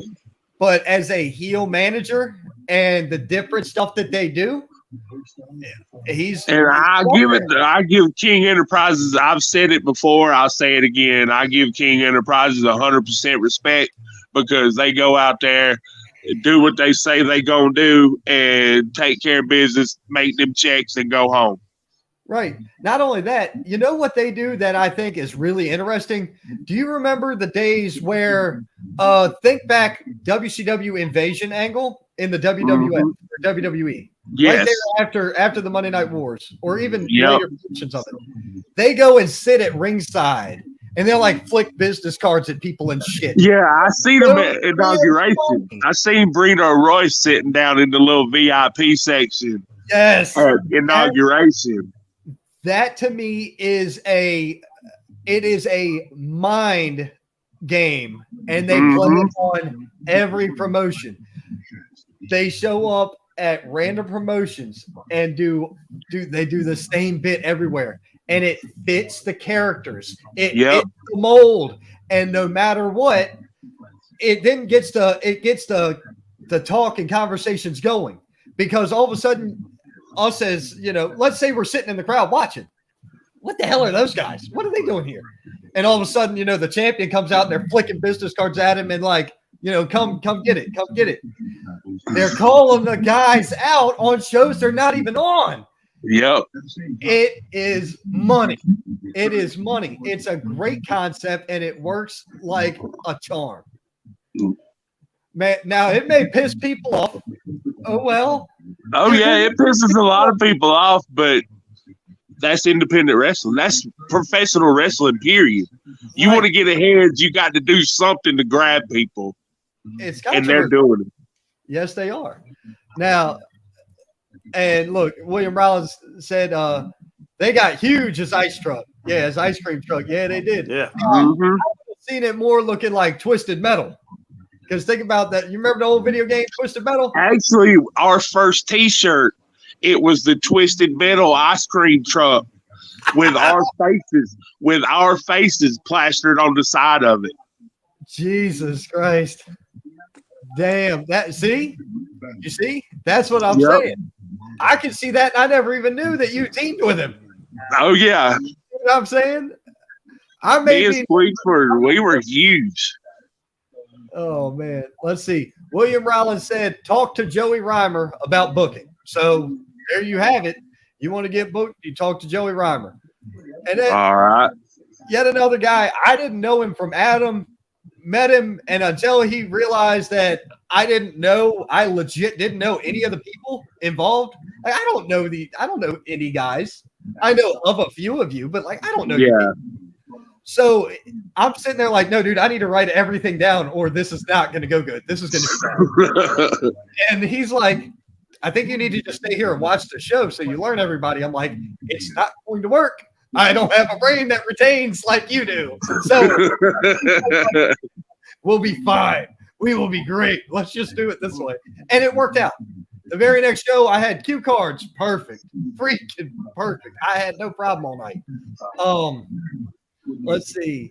I have video and pictures of Truck marking out at Big Time Wrestling with his big old Kool-Aid head.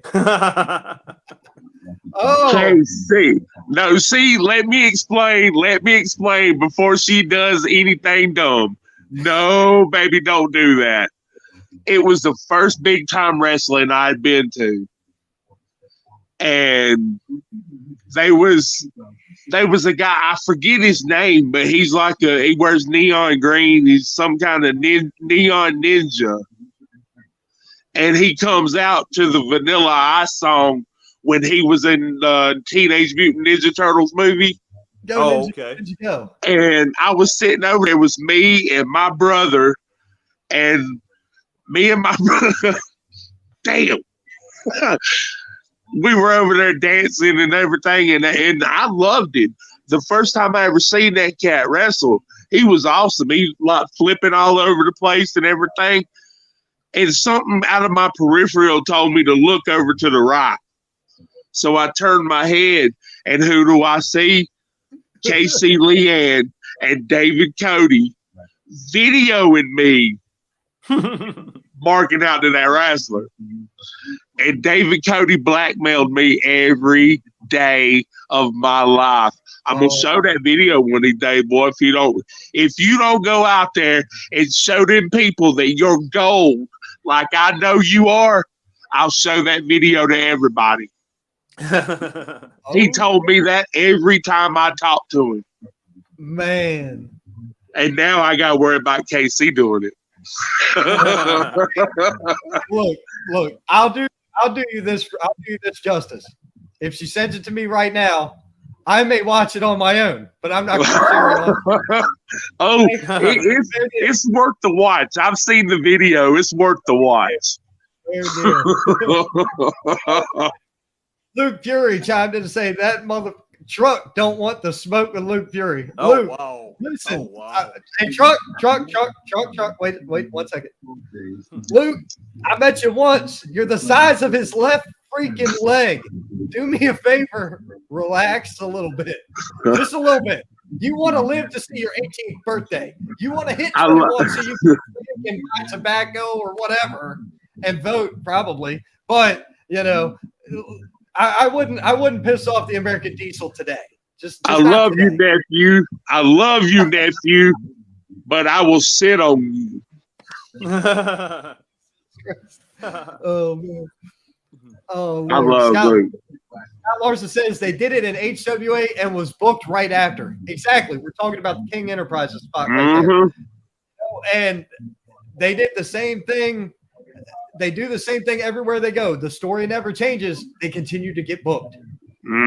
Hey, say what you want, but Brino Royce, in my opinion, is real close to being one of those talents that's getting ready to be untouchable. Yeah, I've seen his work in the ring in person. I've seen videos, and it's like the kid has a certain panache. I don't know what else, a certain swagger. And you can't help but to love him. Dude, he is the coolest kid. Cannot help it. Man, he calls me randomly on my way home from work. My phone will ring, and it'll, it's him, or it's Kyle and this, or it's Jimmy Ward, or it's somebody calling me from wrestling. 9 times out of 10, it's wrestling related when my phone rings. I love that. I don't care, but he'll call me just to talk about shit. Like, so did you see this? How do you feel about that? Did you see that? How do you feel about this? And is the fact that he will come to me as well as everybody else he has in his corner and ask me for my opinion, dude, that's huge to me. That's big to me because he can see that I can see it. Yep. He knows that I can see it. And I love that. So that's cool. Luke Fury said, I was on a show with Madman Fulton, and Truck was there watching and marked out. Man. I sure did, because he's another one that I've seen. I've known Luke even more. I've known Luke since he was a baby. That's Nick's kid, right? Yeah, that's Nick's kid. I've known Nick forever. I've had that hell beat out of me by Nick.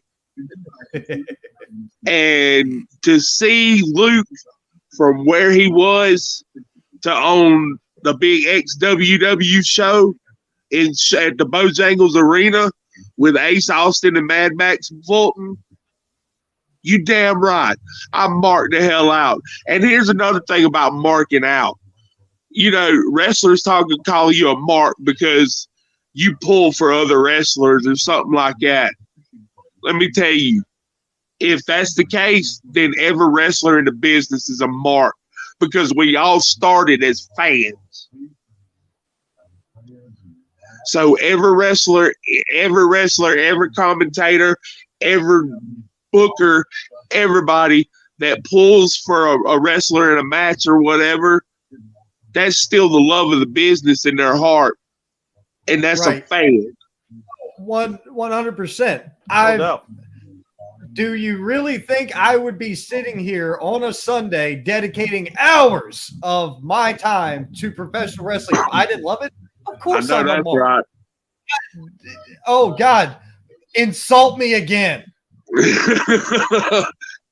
It's crazy because I get so much flack about, I'll go to these other shows and I'll sit in the crowd. I go to APW Chester. I love watching their shows. TJ Boss, Caleb Crocker, the All Worm No Soul, Eliza Proctor. I love watching those guys. Daddy-daughter tag team. I love James Johnson. I love the way he works. And Selena, one of the nicest people I've ever met. She is such a sweetheart. In my opinion, she's on her way too. Lying. You are not even close to lying.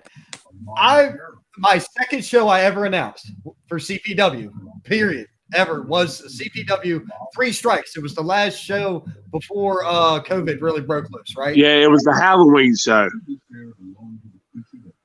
What?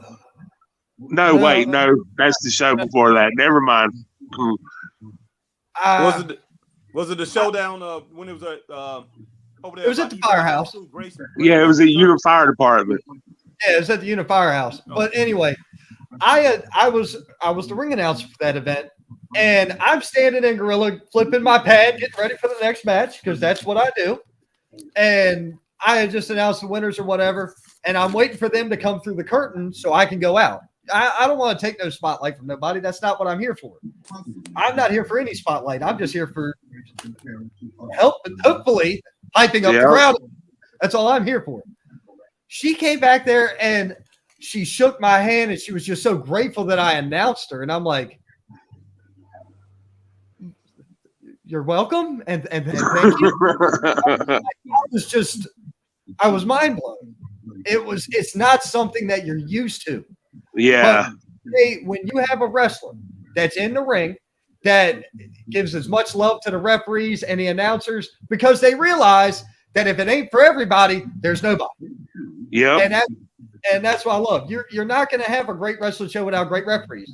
You're not going to have a great wrestling show without great wrestlers. It doesn't. Exactly. You got, and everybody's got to be on the ball. Mm-hmm. But, somebody said, Luke Fury said every wrestler's a mark in their own way. He's 100% right. Now, I got to ask you this question. Does the name Joe Smith the Don ring a bell to you? Do you know who this is? Joe Smith the Don. The name sounds familiar. Okay, I don't know if this dude's got heat or if he knows you or something else, but the message I just got on here, I wasn't going to put up because it's disrespectful. But I was like, let me find out if Truck knows him and this is a work. It sounds familiar, but I mean, go ahead. All right, what he said is, who's the fat bald slob on the right? That, man, is the American Diesel dump truck. That's who that is. So, Joe Smith, I'm not sure who Joe Smith, the Don. I'm your worst nightmare. Or I could be your best friend. It's your choice. I mean, we may need to figure something out, though, about the American Diesel because diesel's really expensive right now. So you might have to come up with something new. So am I. No doubt. Yeah, so I'm expensive, too. I'm just keeping up with the times, baby. All right. I'm going to put this in perspective, and this is no bullshit. I bought a new car, so I didn't have to drive my truck to work every day. And I save as much money on gas by not driving my truck as I do making the car payment. Yep. That is sick. Wow. That is sickening right now. Well, that's absolutely sickening right now. Wow. But what did you get? Escape. I bought my wife an Escape. Okay, cool. Ford Escape. Everything I own is Ford. That's all I own is Ford. If I can't afford Toyotas, but I love Ford vehicles too, so it works for me. I drive an F-150. The bitch gets like 14 miles to the gallon. Man. So I don't drive it. I stopped driving the damn thing. I'm driving a Focus with like 200,000 on it now. And that little bitch keeps going. I'm like, the hell with it. All right. As long as it gets you to point A and point B. I drive from all the way down here in Spartanburg. I'm 10 minutes from Packlet, and I'm 10 minutes from Boiling Springs. I'm over here. I drive from here to Greenville every day. I go all the way into Greer every day for work. So it's like I need something gas economical, man. Well, like I say, even filling that up would be tough, man. I mean, because I just filled my Camry up yesterday, 58, almost $60, man. It was 53. It was 53 to fill up the Escape one night and 40 on the money to fill up the Focus the next day. Wow. Man, he's saying he don't lie. I bought a bike with a sidecar. You will not see my dumb ass riding a bike. All right. I'm gonna tell you the truth. Here, y'all both know that I'm not from here, right? I'm from DC, Southern Maryland. I've only been here like 8 years. There are so many non-driving sons of bitches on these highways, and the roads are so shit. I would never want to drive a pedal bike on the interstate, let alone a motorcycle. Welcome to South Carolina. The potholes look like lakes in this son bitch. God damn. But man, let's see. Scott Larson says, I hate wrestling. Hashtag is a work. Oh. He loves wrestling as much as anybody, and that's why I think his show does. I think his show is so good because of the passion he has for wrestling. Oh yeah, he loves everybody, and it works. It's a great fit. It really is. Young Luke Fury asked to join into this. Oh boy. Well, I'll tell you what. I just got called to do husbandly duties, so all right, you brother. can replace me with Luke because I got to go and married life, baby. I love it. Go take care of business, Truck. Oh man, you go. Yes, take sir. care of Thank y'all for letting me on. I thank y'all. I love everything y'all do for independent wrestling. I thank the both of you. All right. Thank you, sir. And I look forward to seeing you in a ring sometime soon. Yes, sir. Have a good one, man. Hell yeah. Thank you, Truck. All right. Brian Kanabrowski, another local independent promoter, drive from Charlotte to Greenville 5 days a week, $80 a tank 4 times a week. No, thank you. Mr. Kanabrowski, I'm not sure what you do or why you're going from Charlotte to Greenville, but I apologize and I sympathize with you because that's insane. Traffic both ways, man. The traffic alone is a headache. Huge. All right, get this. I'm gonna tell you, Harry, because you've driven enough of these roads, you'll get this. I used to leave for work to get to work at 7 a.m. I would leave at 6:15 to 6:20 and could make it. Right. 35, 45 minutes. I'm good to go. And I make it to Greenville. No problem. Now I got to be at work at 8. If I don't leave at 6:45, I'm freaking late because of traffic. Wow. I can't. I'm like, dude, let me come in at 7. To hell with this 8 a.m. shit. Right. I can't stand sitting in traffic. That I catch it both ways now. I catch traffic to and from work. Oh, yeah. It sucks. Luke, I'm going to send you the link. Patience is a virtue, young friend. Patience is a virtue. William Rollins says Scott has a great show. Yes, he does. I am not 100% sure, but I know we're going to be getting Scott to some local shows here in the near future. Scott's going to start making it out to some more of these shows. I'm really excited to see that. Give me just a second. Fury, I'm looking for you over here in my messenger. Jesus Christ, this thing's polluted. Luke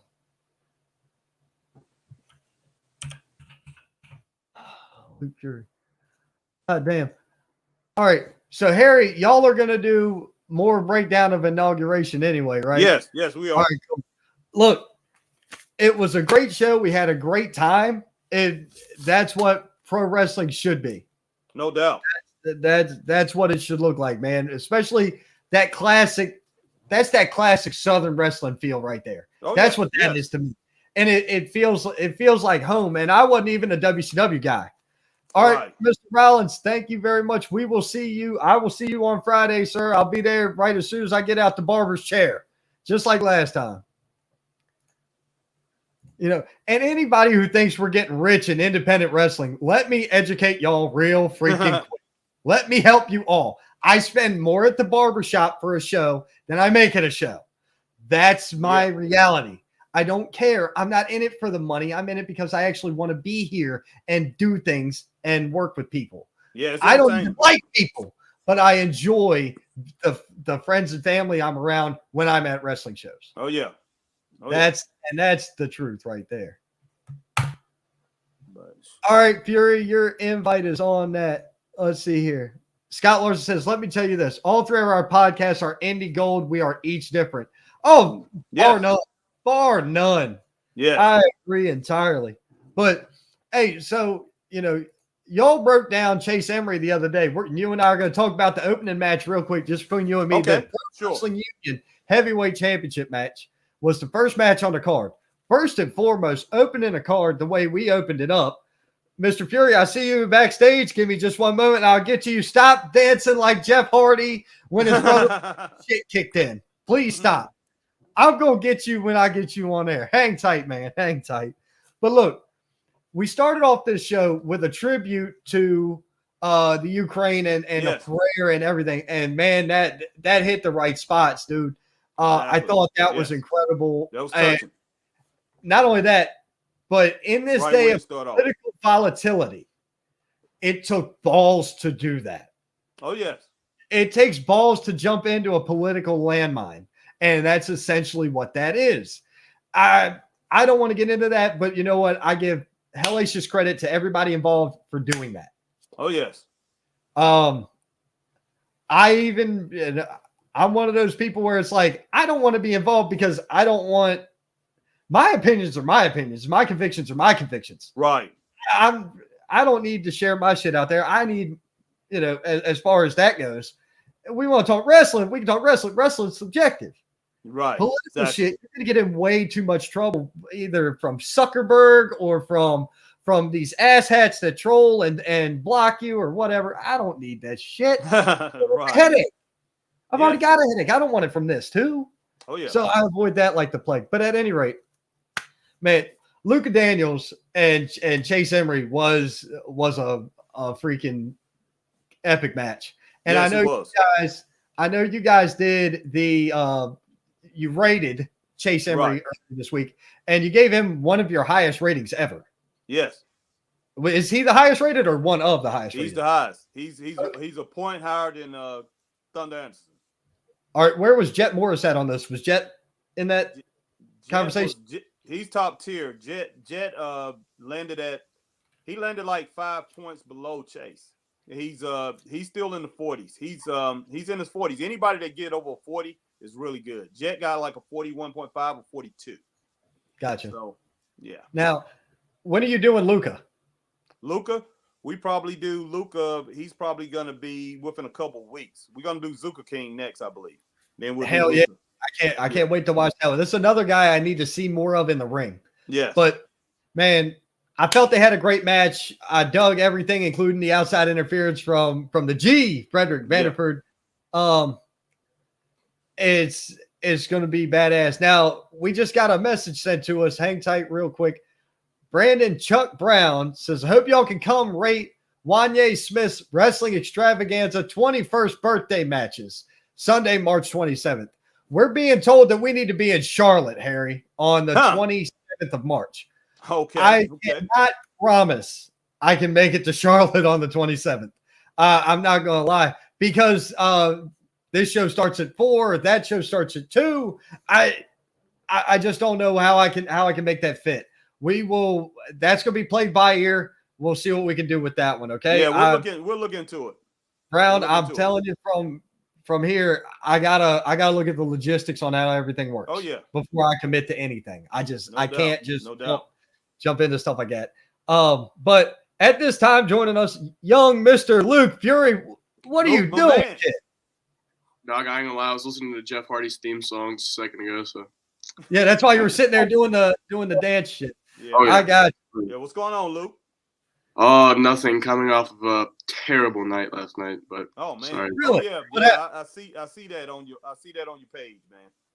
Wow. No, I mean, I had fun at HWA. I'm definitely going back, but dude, I had like the worst. I was so sick when I went into the match. Like I was fine up until I went off the curtain, and then I just hit me for some reason. And I don't know.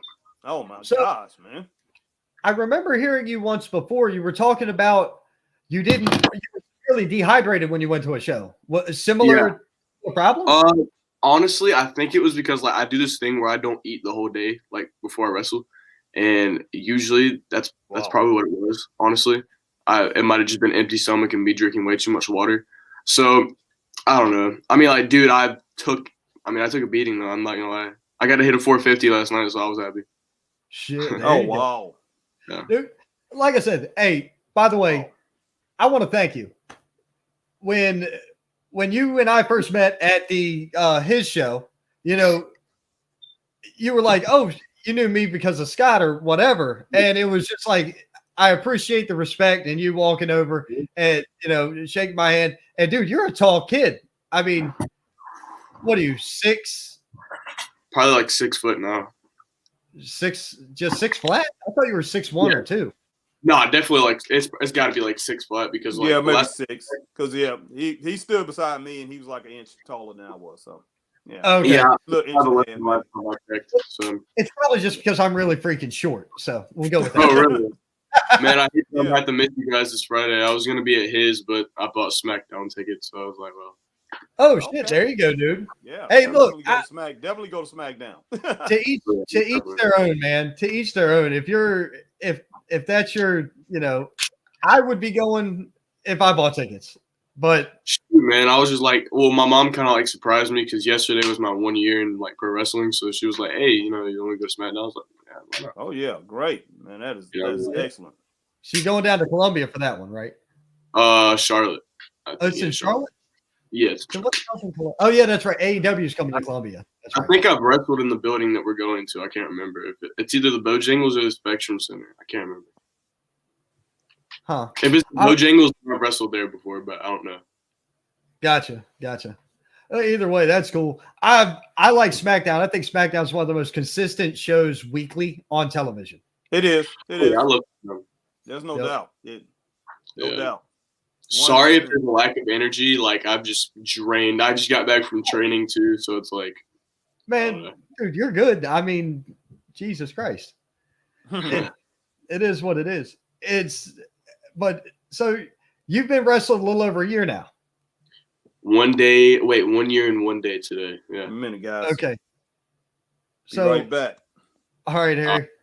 So, with that being said, you can only wrestle in North Carolina because of the licensing bullshit and all that down here in South Carolina. North Carolina, Georgia, Tennessee are my main ones right now. Oh, okay. I don't travel that much anymore. Unfortunately, next weekend I have to travel. Where are you going? Maryland. I'll be doing this show from Maryland on Sunday, and I'll be back Monday. I'm working his Friday in Packlet. I have to work in Greenville on Saturday. I have to be in Maryland on Sunday and back here Monday. Oh, you have work in Maryland on Sunday or something? No. Sunday I have something that I have to take care of on the personal side of business. Not wrestling related. But I'm gonna do this show from Maryland on Monday or on Sunday rather, because I'm gonna be there, but it's not like I'm gonna be doing anything that needs my direct attention for the couple of hours I do the show. So, and I always go on at 4, so it's like an odd time of day. That's why I like this. That's why I like my show where I put it. 4 o'clock on a Sunday. What else you doing besides eating Sunday dinner? Listening to me talk about wrestling, right? Pretty much. I got invited to go to Jimmy Ward's house today to train, but I was already training somewhere else. So I was like, I wanted to go too, man. I was like, shit. Brino, I had rode with Michael King and Brino last night. Dude, fuck, love those guys. Love them. There, not a lot of people. And look, you don't have to be a seasoned vet in this business to be able to get over or do good shit. I'm gonna say that because I've seen people. I saw people that were in their debut match, a week ago. 3 of them. Yep. I saw 3 people in their debut, and it was like, if this is their debut, what the hell is next? Like, it was, it's unreal. Some people just have it. Yeah. So, you're right. You can be green and they can call you green, but guess what else is green? Money, baby. So who gives a rat's ass? Money, baby. I don't care what the hell I'm called. I'm called an asshole. Call me an asshole. See what happens. Shit, I'm not going to care. I'll be like, okay. Exactly. Nothing's going to happen if you call me an asshole. Big deal. It's, but either way. So you made your HWA debut last night. Now I know in the past you've wrestled for Titan, haven't you? Not Titan. Titan. Shit. Who is it that you generally wrestle for up there? Honest, I wrestle for like American Lucha a lot. I don't know. I really don't have like one place I stick to be honest with you. I just go wherever the money's at. You know what I mean? Yeah. Who did you wrestle last night? I wrestled Cooper Housley and Myrick Moore, and then John Matthews was my tag partner. Wow. Oh shit! You wrestled some guys that had some bulk to them. Yeah, and like never mind. The finish was a 450, right? So hold on, I'll show you guys this if you can see it. Oh, I messed it up really bad though. Like you came down on your right foot. Yeah, I was at the top and I was like, dang, I don't want to hit this. And I was like, well, I know if I hit it, my stomach's gonna start hurting even worse. So I was like, all right. I literally said to myself, I said, stop being a bitch, and just did it. Right. Right. Yeah. But so here's the thing about that though. At least you did it in a manner that if you were going to get hurt, it was going to be you and not your opponent. Mm-hmm. Yeah, most definitely. That's a respect thing in my book. You know, I view that as kind of a respect bail, essentially. Mm-hmm. Sure. But it still didn't look bad. So, yeah. And the fact is that you're hitting a 450 at freaking 16 years old. At 16 years old, you know, I was riding a skateboard. 15. 15. Yeah, 15. Fucking kids.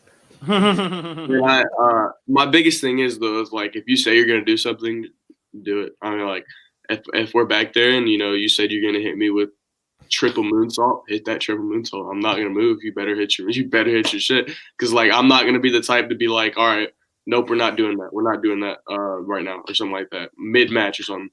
If we've already called it, we're doing it. Like the 450, I called it. I'm doing it. I'm not backing at it. You know there you go. A man of your word. That's a great thing. I've said it before on this show. There's two things in this world I don't break: my word and my balls. I don't break them for nobody. So I mean, that's a good way to live your life, man. You know, you said you were going to do it, and you stuck to it, even though you knew it was going to hurt. Those are the type of sacrifices that are going to play long term for you and get you, and keep that future hot and heavy. So when you do your promos, Luke, in the future, you can say, I'm Luke Fury, and my word is bond. All of the true.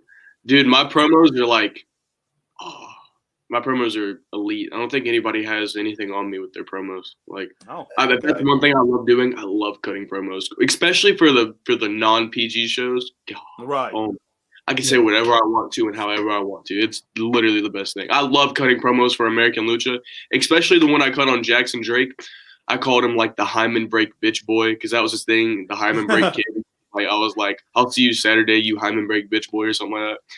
Love those type of shows. That's why like my main goal right now is to wrestle for GCW by the time I turn 17. So, no shit. I love their show. Yeah. Brett Lauderdale is actually at RWA right now, if you didn't know. The owner of GCW. Gotcha. Now, the thing about the GCW shows is they have a lot of the feel of the old school ECW. It feels kind of like that to me. But the problem that I have with it is that you can't differentiate so much between the matches. Yeah. Because it all kind of looks and feels the same. You see what I mean? No, I feel you. That's why, in my opinion, that's why you got to stand out somewhere. Like, that was me and Jack's biggest thing. Jackson Drake, when I wrestled him, the past 2 times, we were like one of the, better matches on the card. But of course, there were other people on there like Jay Malachi, Maurice Moss that are obviously they can top us. So I was like, all right, we got to make sure we stand out, more than they do or whatever, make sure, they look good, but we need to look better. You know what I mean? Right. I want to show you this comment that just came in. Check this out. We are already teasing Luke versus Gavin in 23 at AWL. All right. Hey, listen. If Gavin wants to smoke, I've known him since I was like, damn. I've known Gavin since I was like probably 11 or something like that. Y'all are the same age too, right? Oh. I thought Gavin was 16, but I think he's somebody 15. said he was 15. See, he's 15. 15. I thought he was 16. I thought you were 16. But man, I wish I was 16. I'd be driving everywhere now. It's just the growth hormones in you guys from all the all the food and shit, and it made you tall as hell. So you tower over me. Both. Man, I'm telling you, if Gavin, if he's ready for it, by 2023, I think if you look at Luke Fury right now and you think he's good, you're gonna be amazed by what you see in 2023 or 2024 or 2025, especially 2025, because I graduate then. I'll be, grizzled. It sounds to me like you're just ready to get out there. Oh my God. You would not understand, man. I'm so ready to turn 18 and be able to be on the road 24/7. Like that's my biggest thing. Like when any chance I get to go on the road, I take advantage of it because that's one thing I genuinely love. Like that's like where I get to, just think about stuff. Like when I'm sitting at home and I'm doing whatever, blah, blah, I don't get to just sit down and be by myself and think about things. But like when I'm on the road and, just driving down these long ass highways, I can just sit there and, think to myself about, what I want to do in the future, what I want to do that night, Right. Yeah, man. Wow, you're gonna be something to see. I can't wait. I mean, a few years from now. Yeah.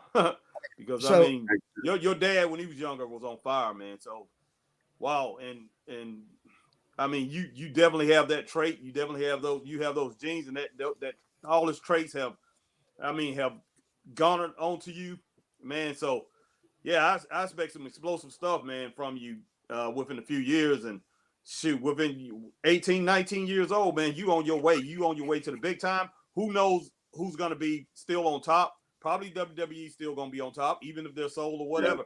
But, man, hopefully all of them are rolling. Hopefully we have maybe 3 big promotions rolling at that time.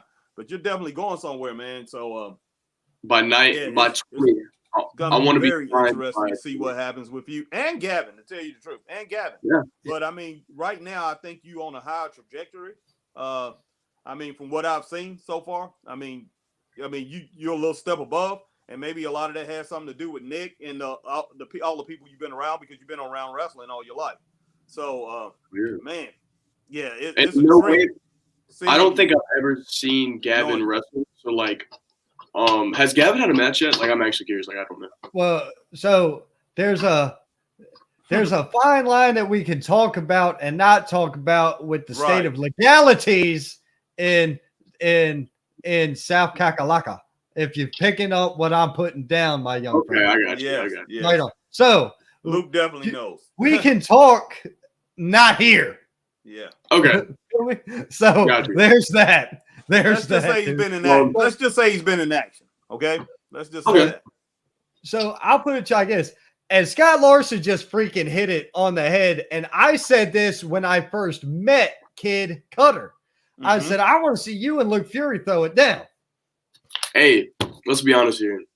If you don't want to see Luke Fury versus Kid Cutter, you're out of your mind. And listen, it's in high demand. So this match, that's definitely – I'm not going to just wrestle anywhere with this match. It's going to be somewhere special. It's going to be somewhere where the crowd's going to appreciate it. And, I'm not just going to do it for, 10 people sitting there just watching us. No, that's not going to happen. I want this match is obviously special to both of us. It's going to – let's be honest, it's going to be a draw. People are going to come to see that. So, whoever wants to do it, it's most likely it could happen at HWA. But you never know. Action-packed, fast-paced. It'll remind you of, me as far as I go back to, as far as boxing, as a boxer. It will remind you of one of those featherweight type matches, bantamweight, where, throwing 80, 90, 100 punches around. That's what that will be, man. So, definitely look forward to seeing something like that. You too. I like Cutter.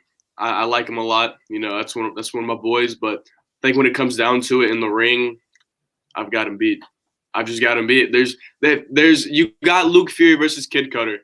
I think, in my opinion, I would pull out the win. But I'm sure he'd say the same thing about himself. He would beat me. But that can only come down to actually doing it. And listen, there's no I have no problem with Kid Cutter. I want to have a good civil match with him. Yeah, I also want to see you versus Jacob Armachain or whatever. Little City. Yeah, that guy. I couldn't think of his gimmick name right now, but and Jacob Armachain, I know is whatever, might be another gimmick name, but at any rate, I couldn't remember his name. But I met the kid, nice kid. Those are the type of matches that it's like, you know, I could see a you and a Gavin and a Kid Cutter and an Armachain and even this new kid, Florida Man. If you haven't seen Florida Man, dude, I'll see if I can find something on him and I'll send it to you privately. We'll just keep it at that. But I was at a show and this little motherfucker comes out the curtain and I'm like, I looked at my wife and immediately said, what in the world of independent hell have we fallen into? What level of shit is this? Then I saw him in the ring and in action and I was like, dude, holy shit. I think it was cool. It was a cool gimmick. His music had like his promo video when he was going out to the ring had like Florida Man fights alligator for baby or Florida Man flips car with penis or whatever it was. It was funnier than shit. And that's what made me remember it. But he reminds me a lot of, you know, you and what I've seen from Gavin and what I've seen with Cutter and Armachain, whether we're talking Armachain or Little City or whatever, all of it. Now, Scott, we're going to add a couple comments in here. Jimmy Ward said between now and 2023, Gavin will be ready. All right. Scott Larson just booked this is almost unbookable because what in the hell where are we going to do this to tie it up with the ceiling? What's going to be on the line? Hold on. Can we just put money in a bag and make it just put money in the bag? We'll just call it cash. Let's do it that way. If you think Luke Fury's crazy in a regular match, dude, you've not seen me in a stipulations match yet. So I've only been in one ladder match. He wants Luke, Cutter, Armachain, and Gavin in a ladder match. He says, take my money, please. Casey Leanne said, give me something to invest in. She's not wrong. Man, but you know, you talked earlier about your promo. I wanted to touch on this. I've seen your promo work on Facebook, right? Because I've never seen you perform in person. No, I haven't. I have not seen you perform in person. I bet you in person. And the only thing that keeps going through my mind is every time I think of Luke Fury, I automatically think of your dad, who's got a huge legacy in this industry, especially here in the independents in the South Carolina, North Carolina region. He's a tried and true veteran. And every time I think of Nick Fury, I immediately go to the Shield, which is kind of weird. So him cutting like a Samuel L. Jackson promo or you cutting a Samuel L. Jackson-esque promo would be funnier than shit to me. Even like if you were to throw in something like the path of the righteous man or some shit that he said in Pulp Fiction, that would be hilarious because only certain people would get it. You know what I mean? It's like the inside jokes for the guys who do shit. I don't know why my dogs are working right now. So. But Scott Larson said, thank you, KC, because it's people want something to invest their money in. Oh, yeah. Invest your money in, come watch Luke Fury. Just needed to Jesus. It's great. Here we go. Here's a stipulation match with Bill Hazelwood. Don't touch my old ass. Know what's going on, Bill? I've known Bill Hazelwood for, pretty. I wouldn't say I know him. I'm not like friends with him or anything like that, but I've known of him for like a long time because he used to come to APW when I was like a baby and everything. So he's a cool guy. I've talked to him like the last like couple years, maybe 3 or something like that. He's cool. Right. I like it. I met Bill the first night I ever went to an indie show and I was doing commentary and I was the drizzling shits. I have no problem saying it. Dude, I didn't know anybody. So I knew nobody. I knew none of what their finishes were. I didn't know what the hell to do. I was completely unprepared for the situation. I did not understand the assignment. Okay. As TikTok says, I did not understand the assignment. But I did commentary on my dad's match. Like, me and Harry did it together. Yes. Yep. Gotcha. But that either way, great. That was great. Luke got a future in that too if he wants to do that, man. So, dude, you never know, dude. I'm so like multi-talented. If people don't know, like I can video edit, I can make posters, I can commentate, shoot, man. I can wrestle. Give me whatever you want me to do, and I'll do it. Yes. Announce. I can literally announce, dude. I don't know if you guys seen that, but no. Yeah. Well, see, and that's the thing. I think everybody should be able to do everything. Now, I can't take a bump, so you can forget it there. But I appreciate, and I said this to you in person, I appreciate what you guys do in the ring, and I love you for it because I can't do it. And I know I can't do it. That's why I like it even more. You know what I mean? And that's why I feel, that's why I feel the way I do about wrestling. That's why I try to make sure I give you guys as much respect in the world as I can, because I know damn well it ain't me. I'm not taking a slam. I'm not getting hit. Screw that shit. That's not me. That's not what I'm here for.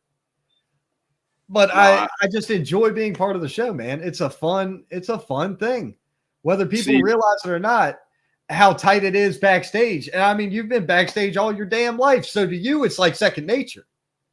And dude, I don't know if people know this, but like being a professional wrestler in high school is the hardest shit you will ever go through. Oh, heck yeah.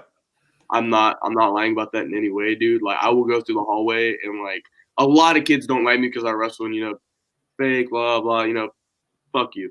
But like, dude, I'll be going through the hallway, I hate Luke Fury, blah, blah, blah, fake wrestler. I'm like, dude, okay, actually, I'll give you something, okay? Last night I was at HWA. This kid a couple weeks ago, he was, oh, my dad's calling me right now. Huh? But this kid a couple weeks ago, was saying how it's a fake wrestler and how, I wasn't professional. I look out in the front row last night. The kid was sitting right there. And I looked at him. I said, that's right, bitch. You sit right there and watch me main event this show that you paid to watch me do. I was like, sit right there and watch it, baby. See, that's great. You can have a hater because guess what? In order to hate you, they got to know you. They got to know what you're doing and they got to see what you're doing. So they paid the money to see you so they can hate on you and then bitch about it. And then guess what? They're going to keep paying and they're going to keep bitching. So to hell with it. Hey, man, he paid me. He paid me last night. So I mean, there you go. That dude paid me, so I'm not bad about it. You don't want to wrestle. She said it's true. KC said it's true. All right. You don't want to wrestle on your high school team? You don't want to do any high school wrestling? Honestly, it comes back to the part where kids not liking me. Like, dude, I'm very disliked in my school just for the fact of, one, I paint my nails. It's South Carolina. They automatically think I'm gay or something. And right. South Carolina is very, like, I don't even know how to explain. Oh, we know, man. Yeah, so like everybody very much dislikes me there. So it's like, I'm just gonna make this clear. I don't care. They can dislike me all they want to. I'm doing what I love and I'm getting paid for it. So I'm not. Yeah, you got your own thing, man, and I respect that. Any kid, anybody that's their own man. I mean, I'm 100% behind you. I loved kids that was like that in school, and I was considered one of the cool kids. I mean, everybody knew me, but I hung out with people like Luke. I mean, people that other people ostracized. I mean, I hung out with those kids, and they're like, "Man, why are you hanging out with them?" I'm like, "Man, and I invited them to my table. My table, because that's the type of person I was. I mean, because everybody." As far as the way I look at people, somebody might look at you as a nerd. If they look at certain people as a nerd, or like I say, are they handicapped or whatever? And like I say, that's what I do. I take care of autistic children and stuff like that. That's what I do for a living. But I've always invited people that was different into my corner or whatever, because everybody deserves to be talked to, because like I said, you don't know what kind of trouble people are going through, and then they see you act like that. But when you have somebody like Luke, like you said, you don't care, what they think or whatever. And that's a great thing, man, because, all you really need in life, you need that 1, 2, maybe 3 people in your circle. And that's just basically it. I mean, and you go about your life and you do things. And that's where all the creativity comes from you and all your talents come from, is because you have time to think, and when you're alone and stuff like that, you like to be alone because you come up with a lot of different things. So that's great, man. But go ahead, Ron. Didn't want to cut you off. What I was going to say was, you bring up being a professional wrestler and you being hated in school. All right, so I need you to try to think about it like this. I started high school in 1999. I'm 21 years older than you, as a matter of fact. All right. So there's the age gap between you and me. Now, to be realistic, I walked into school wearing Stone Cold Steve Austin shirts. I got NWO shirts. I got Suck It shirts. All that shit was hot back then. That was the apex of televised professional wrestling, right? The most popular it ever was. But it was still shit on and frowned upon. But I'm going to tell you the truth. Back in the day, tape trading was hot, right? Mm-hmm. Now, I used to get the pay-per-views on VHS tape. VHS tape, that tells you how old I am. You know what a VHS tape is, kid? Yeah. All right, cool. So I used to sell two different types of tape. One of them was professional wrestling, and the other one had some bedroom wrestling, if you're catching my drift. WWE pay-per-views outsold porno. Really? Every freaking month. Hey, look, I'm not going to sit here and tell you that I've never done anything in my life that wasn't wrong or illegal or whatever. That's bullshit. Ain't nobody in this world squeaky clean. I don't ever want to hear somebody say that they're clean because it's bullshit. Nobody's ever made it through this bitch unscathed. Nobody makes it out of life alive either.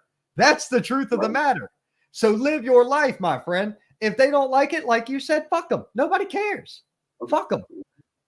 For real. So the reality is, whether you're a wrestling fan, you were getting, ridiculed for being a fan. You're getting ridiculed if you're a professional wrestler. You already have a game plan, dreams, and goals in your mind. What do they have? Sitting at home watching Pornhub, spanking it in the bathroom so mommy doesn't catch them. Screw them. Who gives a shit? Yeah. Don't worry about the haters because, as Scott Larson says right here, haters make great motivators. Mm-hmm. Screw them. Don't worry about that shit. And then look, more great points from Scott Larson.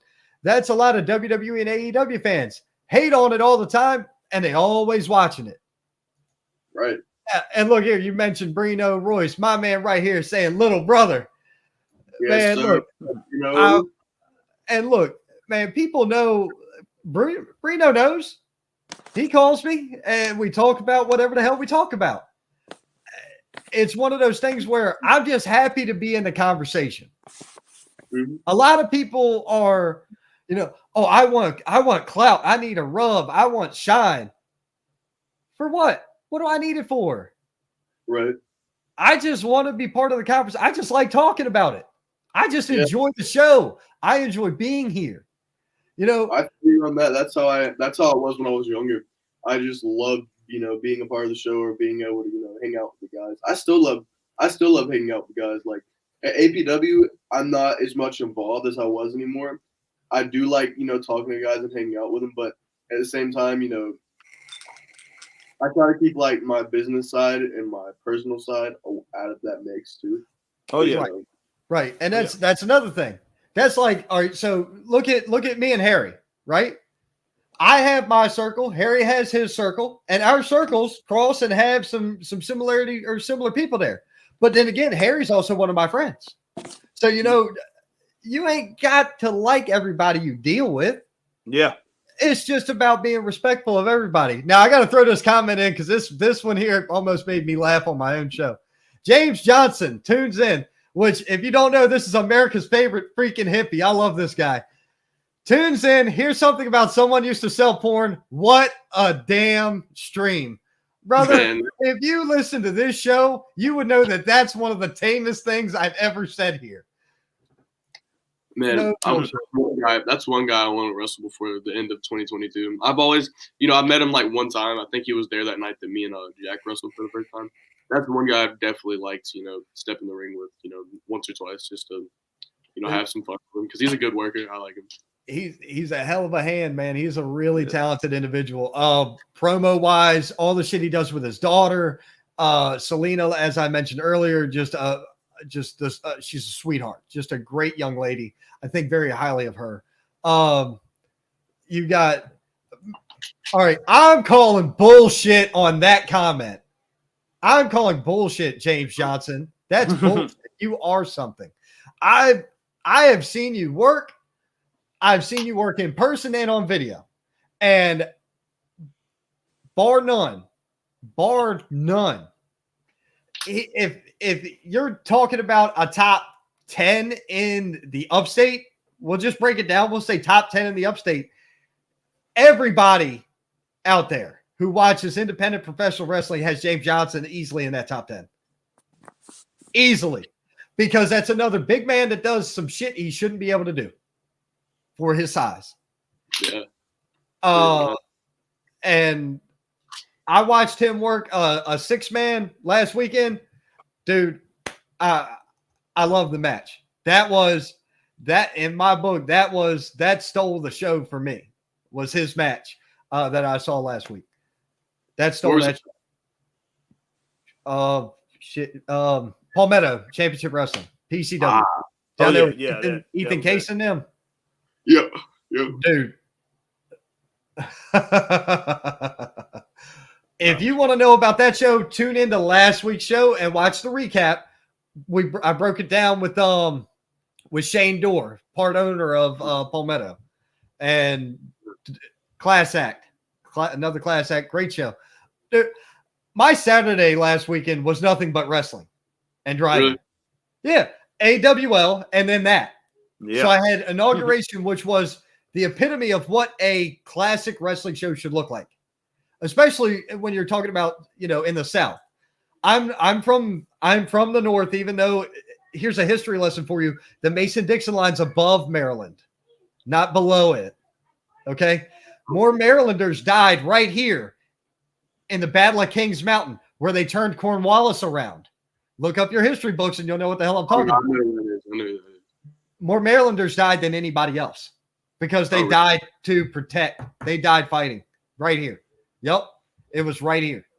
Yeah, man. I may not be the smartest sumbitch in the planet. I promise you I'm not. But I know some shit that'll make you flip the fuck out. And that's why I like to have fun on my show. But I mean, another comment. James Johnson.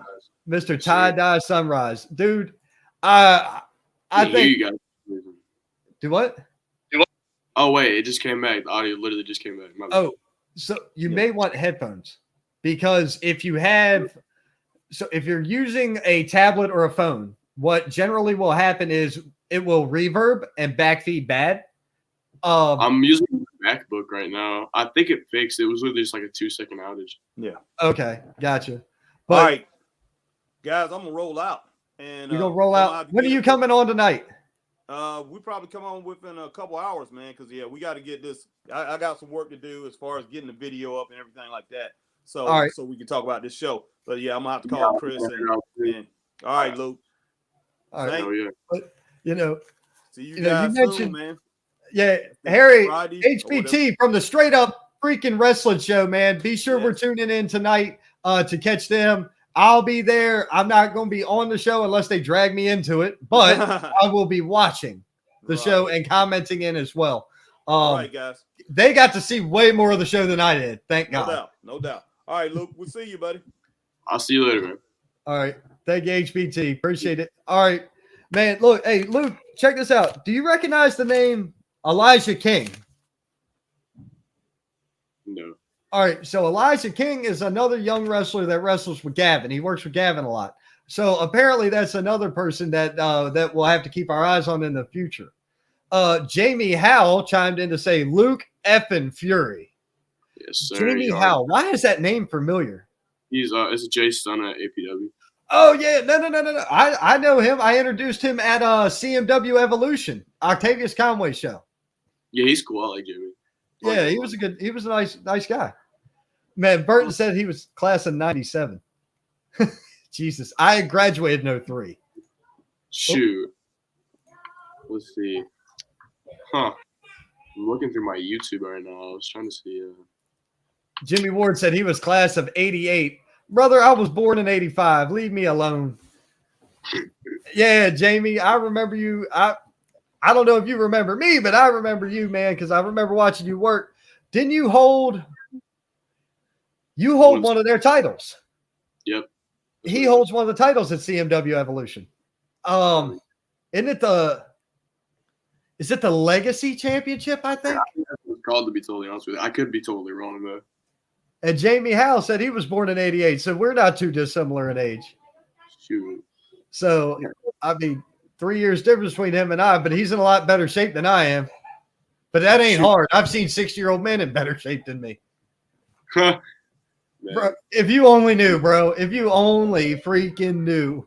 If you only knew. Man. Hey, well, I'm finna hop up here and call my dad back and, get up with him about the match last night and see what he thought about it. All right, bro. Well, you do me a favor, kid. No matter what, you stay safe out there because the world's going to need the future of professional wrestling. And right now, I don't care what anybody says. When you look at the fucking future of professional wrestling, it starts here. Chase, Luca, Brino, Zuka, Cutshaw, Fury. Look at all the names. Look at all these names that we have at our disposal. Arma Chain.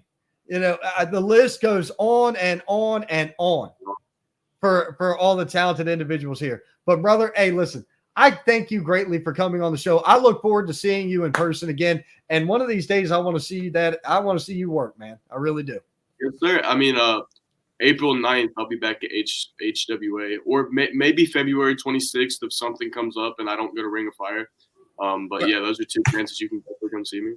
You mean March 26th, and I'm already booked on March 26th. I will be at Pro Wrestling Union, the Wrestling Classic, where we get to see Mr. Colby Carino take on Chase Emery.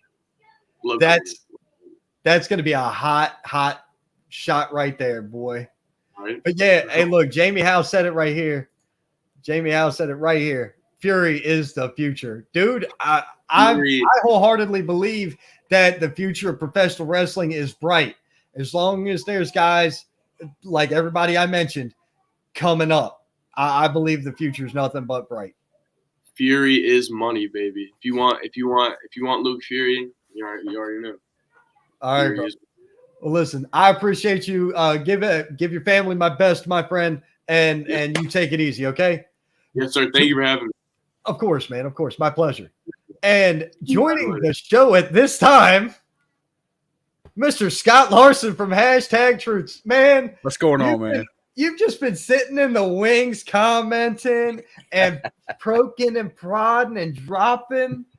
What are you doing, sir? I like the conversations you're having on here, man. I love it. I just love listening to everybody and watching everybody try. It's relaxing to not be in your seat like I usually am and to sit back and watch it happening. You know what I'm saying? And it's another good show. Because there are some, I'm not going to lie, there are some podcasts out there that will put you to sleep. Oh, I agree. But you've had great conversations today. You've had some great guests. I mean, I love Harry. I mean, we all love Harry. Yeah. I mean, you got the wrestlers on here. We were talking about King Enterprise. I mean, I love them guys, man. What they're doing is, like you said, they're doing it at every show. But, man, they're getting attention now. I mean, you could say King Enterprise is anywhere in the upstate and people around a wrestling show, and people know who you're talking about. And that's the thing. They're starting to get noticed at a lot of the right shows. They're starting to get noticed by a lot bigger places. And don't for God. And like you said, Mike comes off. Mike is one of them guys that either you like him or you don't like him. He's just like, a lot of these guys you were talking about, your protege. My mind just went blank. But you mean who I protéged? Yeah, Hazelwood. Yeah, he's the same way. There's some people that love him. There's some people that hate him. I love listening to the man because the man will tell you stories. Anybody that could tell you a story about wrestling or teach you something about wrestling that they have personally seen. That's what I love. That's what I love about podcasting. You know what I'm saying? Oh, I agree. I have a great time doing this. We all do a different show, but the shows that we all communicate with, thank God, it's awesome that our shows, the #Truth Show, I love it. I watch. I don't miss. Right. I don't miss it. Same with your guys. Both of your shows. I try not to miss Harry and them whenever I can catch them, as long as they don't come on while I'm at work. And even if I do miss them, I watch them on the way home. You still watch it, right? Yeah, I go back and watch it. Same with Tina Miller and my buddy Luke. Luke Walsh. Luke CM Walsh from TRWC. Which one's the guy that's from England that we had on when that's we had Luke. our picture? That's him. Luke. I would love. You're gonna have to send me his podcast name or something because I'd like to watch a couple of his. I haven't seen any of his stuff yet. He hasn't sent me the shit from Europe that he does, but he has the stuff that he does here is with Tina Marie Miller on the Tailgate Party. Tailgate Party. Okay, I'll look that up. Which is part of the Real Wrestling Community. Okay. They come on Wednesday and Friday before Dynamite Rampage, they talk about everything, but their main points is AEW stuff, right? Which is fine. Somebody's got to give them love because I'm just going to give everybody shit. We got a bunch of comments now that you rolled into here. Look at here, Scotty Larson from Jamie Howe, and he said smiley face. Chris Thompson, Scott Larson, my brother. Hashtag. There's dump truck. I was trying to antagonize him while he was on, but yeah, I don't think you can get him riled up because he stays riled up. No, I feel he was talking about him doing promos, and I chimed in and said I love his promos, and he also mentioned the E-Feds, and I loved watching him in the E-Feds. I still do. I still go over and watch him do some of his promos because I'm in there and I learn stuff from everybody when they do their promos, and I do close-up promos. What that means is I usually just show like my neck up, and he does a lot of those too. But his promos you can see it in his face that he means every word that he's talking about. I felt it when I was in the ring with him. Number one, have you ever stood next to that man? Have you ever stood next to Doug? He's big. He's big. Okay. And you've seen me. I'm freaking little. So I'm like, Jesus Christ, look at this. Mother. God damn. If you haven't figured it out yet, Saint, my slogan for my show, I haven't said it in a while, but there was a time when I said it every show. That's why she's saying there used to be a drinking game. Every time I said, give me something to invest in, they'd have to take a drink. Dude, yeah, I agree entirely. Now, Brino Royce hit it right here. Ron Emerson's Wrestling Multiverse. There you go. That's badass. I dig that. Everybody wants to be a part of the Saint. I mean, that's just the way it goes. Why? I'm just a loudmouth prick from up north. Exactly, and that's what makes it great. That's what makes it great. You hold nothing back, and that's cool. I mean, I every once in a while in my rants, you'll see that in me. If somebody makes me really hot-blooded mad, I'll come on and I'll do a rant. I don't usually take a lot of comments, but I'll just blow up. And I've had a few where every other word was a cuss word and this and that. But for the most, I'm relaxed, and you guys know how my show goes. But yeah, your rants, believe it or not, your rants. I've watched almost everything you've done since I started following you a couple years ago. Right. And it's like, because I didn't know who the hell you were, but I saw. I get that a lot. It's the same with freaking me, but it's one of those things where it's like, you see, a wrestler and they share it. And all of a sudden it's like, well, shit, that was a cool interview. I like that. Everybody's got their own shtick and their own thing, and it works for everybody. That's why I like all of our shows. Tom Clark's Main Event is a freaking blast. It is a hoot. He's the Tom is different from all of us in that Tom puts facts out. Tom is with the facts. When he does his show, the first show he did for his MP6 podcast, I think it's called, or M6. He did the NWO, and he just told fact and a lot of the things I didn't know, the backstage stuff and all that. He was talking about all kinds, and that show lasted for I think 2-3 hours. Gotcha. And man, I mean, some people were like, "How are you listening to this? This is boring." If you're a wrestling fan, this is amazing. Right. I mean, come on. Casey Leanne said, if you play that You game, be we'll be drunk drunk in in 10 10 minutes. Jesus Christ. Love you, Casey. Casey, it'll take me 2 because I'm a lightweight now. It took me a year to pronounce her name right, Casey Leanne. It seriously did. There was a time. I'll be honest with you. Your show is about honesty too, like mine. There was a time when David Cody, Casey Leanne, and I keep forgetting Bill Hazelwood. I think me and them 3 were like bitter enemies at one time, because I would come on and do my rants, and they were like, "No, Scott, you don't know the business," and they'd come back and they'd explain to me the business. And I was hard-headed back then. I was like, no, I'm a fan. I know what's right, and blah, blah, blah. And we kept going back and forth. And finally, David Cody was the one that he kept calling me. He called me on my phone. I mean, I still got a message from David Cody on my phone. Damn. Believe it or not. And when he was in the hospital, when I went to the hospital, not this last surgery, but the surgery, not a surgery, I went in because I was having so many seizures they couldn't stop them. We were in the same hallway. This was back when he was in the hospital for like a year. Jesus. Oh yeah, he was there for a long time. And I was in the room right across from him. And we were calling each other on the phone, and we had the same nurse, and we were driving them nuts.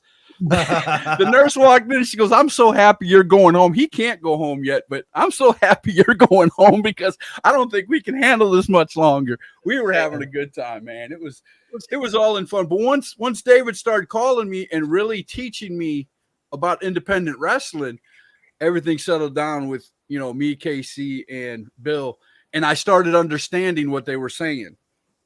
So a lot of my education came from in the very beginning, right? Kylan Disney, the referee, right? Jimmy Ward, Buck Carter, Bill Hazelwood, obviously, right? And Brandon Money Green. He used to wrestle as Money Green under the Capital Vices back then. Right. He's now, I believe he's retired. I think he lives out in Hawaii or some shit. Right. But he was a Southern Maryland guy who knew. There's another name I got. Remind me in a second to ask you about a cat named Storm. Remind me in a minute to ask you about it. Yeah, don't let me forget that, because I forgot it earlier when damn Harry was on here and Dump Truck was here. Now I got to ask you, because I need somebody with some history. Storm, you're asking somebody with a bad memory to remind you of something, so I'm going to write it down. Thanks. Cool. But guys like that, Rage Davison. I owe a shit ton to Rage. Rage Davison is awesome, dude. Matt Burns. Have you ever seen Matt Burns? Of course. Matt Burns' gimmick bag. Have you heard about Matt Burns' gimmick bag? I was there when he opened his pack, brother. I was in the back. I was like, "What the shit is this?" I love Matt. Matt helps run Smoky Mountain Wrestling, the EFED that I am a huge part of. Oh, okay. He's the storyline writer for that. Gotcha. Now, but yeah, Matt Burns is another one. And Christ forgive me, anybody, if I forget to mention your name, I apologize profusely, because there was just so many people early on that were educating me. Kylan spent a lot of time on the phone. Jimmy Ward spent a lot of time on the phone. Buck Carter, not so much time on the phone, but enough calling me or texting. We're going to talk about Buck in a minute too. Hey kid, this. Hey kid, that. And Bill Hazelwood. Dial this, dial that, just tweaks, and just so many. I had so much help in the beginning. I was like, cool. I'm fucking fortunate. I'm lucky, and it's wonderful. I didn't even recognize you when I saw a video of you ring announcing the AWL show. Really? You were, because I'm not used to you being all slicked up, dude. You got up, you got into the ring, and I'm like, who's the ring announcer? Oh, that's Saint out there. Oh my God. Yeah, man. So, well, you had the red shirt on with you were just slicking it out. I'll send you my the first one that was recorded of me, or the first time my wife recorded me, my second night ever. I'll send you that video, because I I only had this. I didn't have any of the sides and back, but I had a freaking ponytail that when I took my shit down, it was to my shoulders. You had a man bun back there.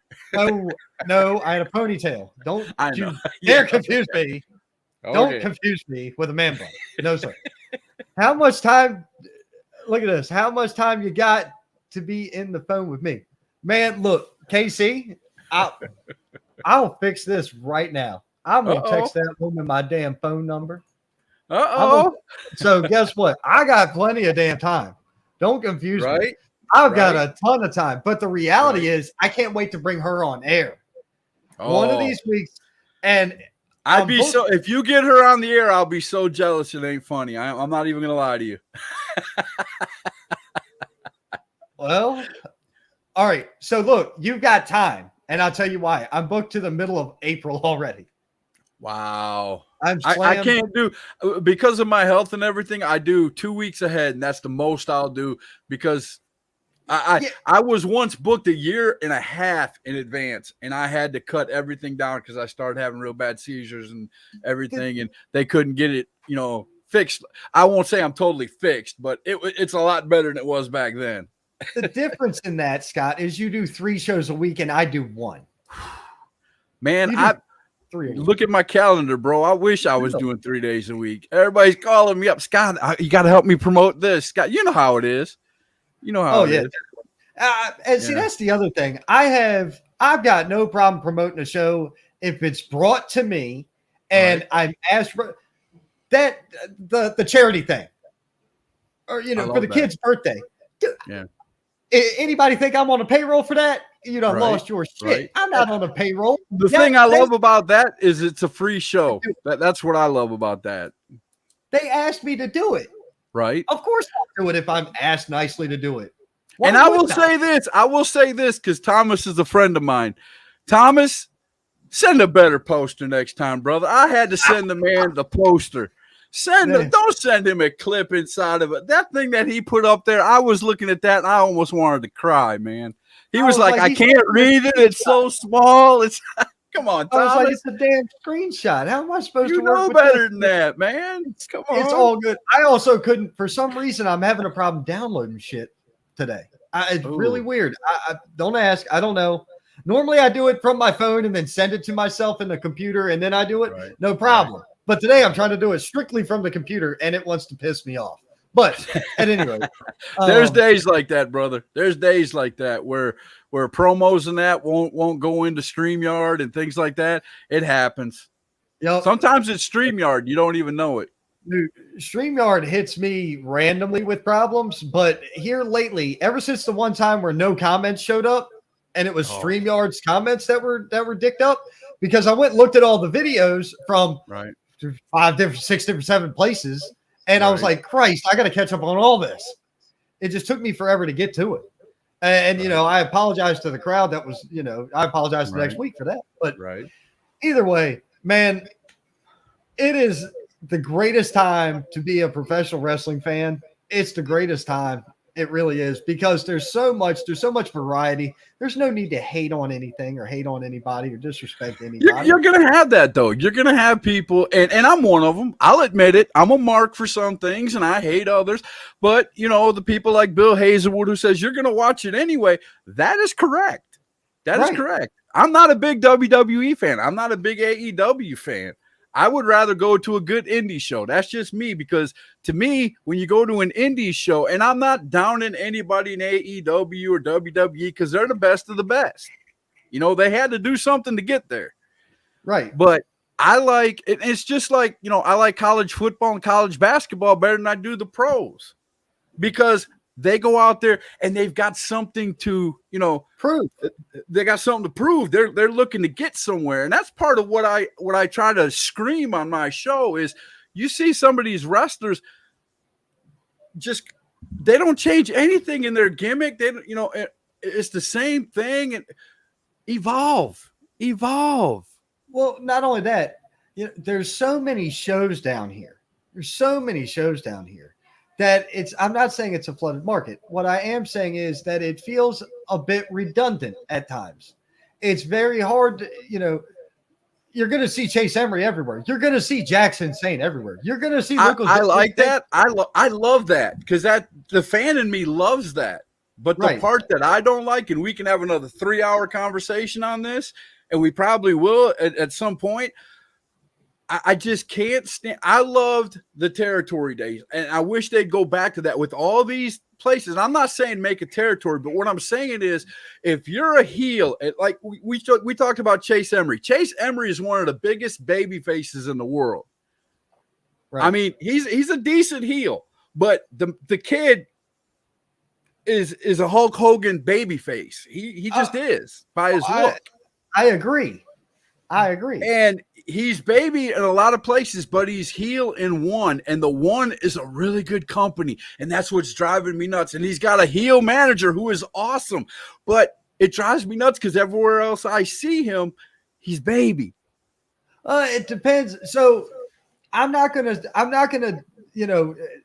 it's not a bad thing, but it just drives me nuts. If you're gonna be heel everywhere or be baby everywhere. That's all I'm saying. Well, so here's the thing. The presentation of the heel on Chase Emery's side, from my perspective, this is me giving my perspective on this, right? Because I've seen him in a lot of places. So have you. Yeah, so have I. But the thing of it is, while they may do some heelish shit, it's more like they're the good guys in their mind. Unlike a heel that's like just a heel, shit, give me Caleb Crocker. Caleb Crocker's a heel, right? He's a heel. He's a good one too. Chris Vallow, he's a heel. Oh, Donnie Ray. Chris Vallow. Donnie Ray is a heel. Yes. Zuka King is a heel. I've got to get out to a show with Zuka. I don't remember if I've seen him. That's what sucks about me. I can't remember if I've seen the guy or not. You will love Zuka. He's part of the Unbookables. TIM, the Infinite Man, Tim. That motherfucker is insane. I love watching him. But there's all these different cats out there. You know damn well when the King Enterprise is out there, heel promo, heel tactics, heel work. Kind of. The heel work thing's a little not there. And again, you're proving a point that I've been screaming for years, and it just seems like there's only a couple companies that do it, dude. If you let me put something out there as a fan and a mark and a person who loves independent wrestling, even though I said a while ago I hated it and it's work. If you are running a show and you put a poster out 2-3 weeks before a show and nobody does a promo for that show, you're doing it wrong. I'm sorry. If you are a wrestler and especially if you're on the poster, do a promo. Even if you don't know who you're working, you can still come on there, say some words, say where it's at, give us something to invest in. Thank you. Thank you very much, Casey. You got me started. Give me something to invest in. I want to ask you a question. Yes. You've watched my whole show today, have you not? I've watched all but the first 30 minutes of it. I'll admit that. Okay. I have remarked or touted about or spoke on no less than 5 upcoming shows today. Yeah. And do you know how many of those I'm on the payroll for? Do you know how many of those I'm working for? 0. 2? Okay, 2. I'm working for 2 of them. Right. I don't give a rat's ass who it is. Right. I don't care who's on the card. I don't need to be on the fucking card. I'm here to help. That's all I'm here for. I just want it to succeed because the more it succeeds, the more we're all going to benefit from it. No doubt. The better everybody looks, the more shine everybody has, the better it is for all of us. That's the great thing about this. But here's the fun thing. I know damn well that if I bring up a show that I'm involved with, the people I'm working for are happy. Oh, yeah. Why wouldn't I want to keep the owners and bosses happy? I'm a jackass with a podcast. You are a professional fucking wrestler. Deliver. You're saying it a little bit more direct than I do, but yeah, I've been screaming that for almost 5 years now, brother. I've been screaming that for almost 5 years. Do you know I freaking love Ryan Manis. I love Ryan Manis. I'm gonna tell you why I love Ryan Manis. His new gimmick, he's always talked about the gods and all that, and then he implemented it into his gimmick, and I like it. Well, so 2 years ago when he was interviewed, when I interviewed him and Lazarus, we sat out here, got half fucked up, drinking and smoking and shit. It was a great night. Them two are an awesome tag team. They really were. I think the world of Laz too. My daughter fucking loves Lazarus. She loves Ryan. She loves Jack. She loves my daughter loves everybody.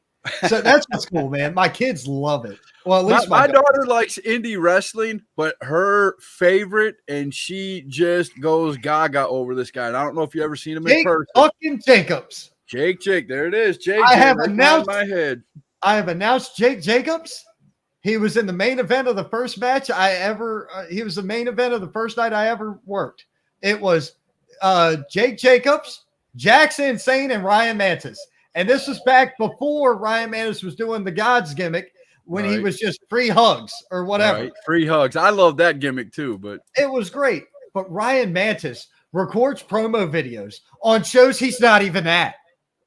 So if you're that shows you that guy loves indie wrestling. Go ahead. The guy wants a new fucking job just so he can afford the time to go work shows. He loves this business, and nobody can ever take that away from him, and nobody should ever attempt to. So Ryan Mantis, I don't know if you're here. I don't know if you're hearing it. I don't know if you'll see it. Maybe you will.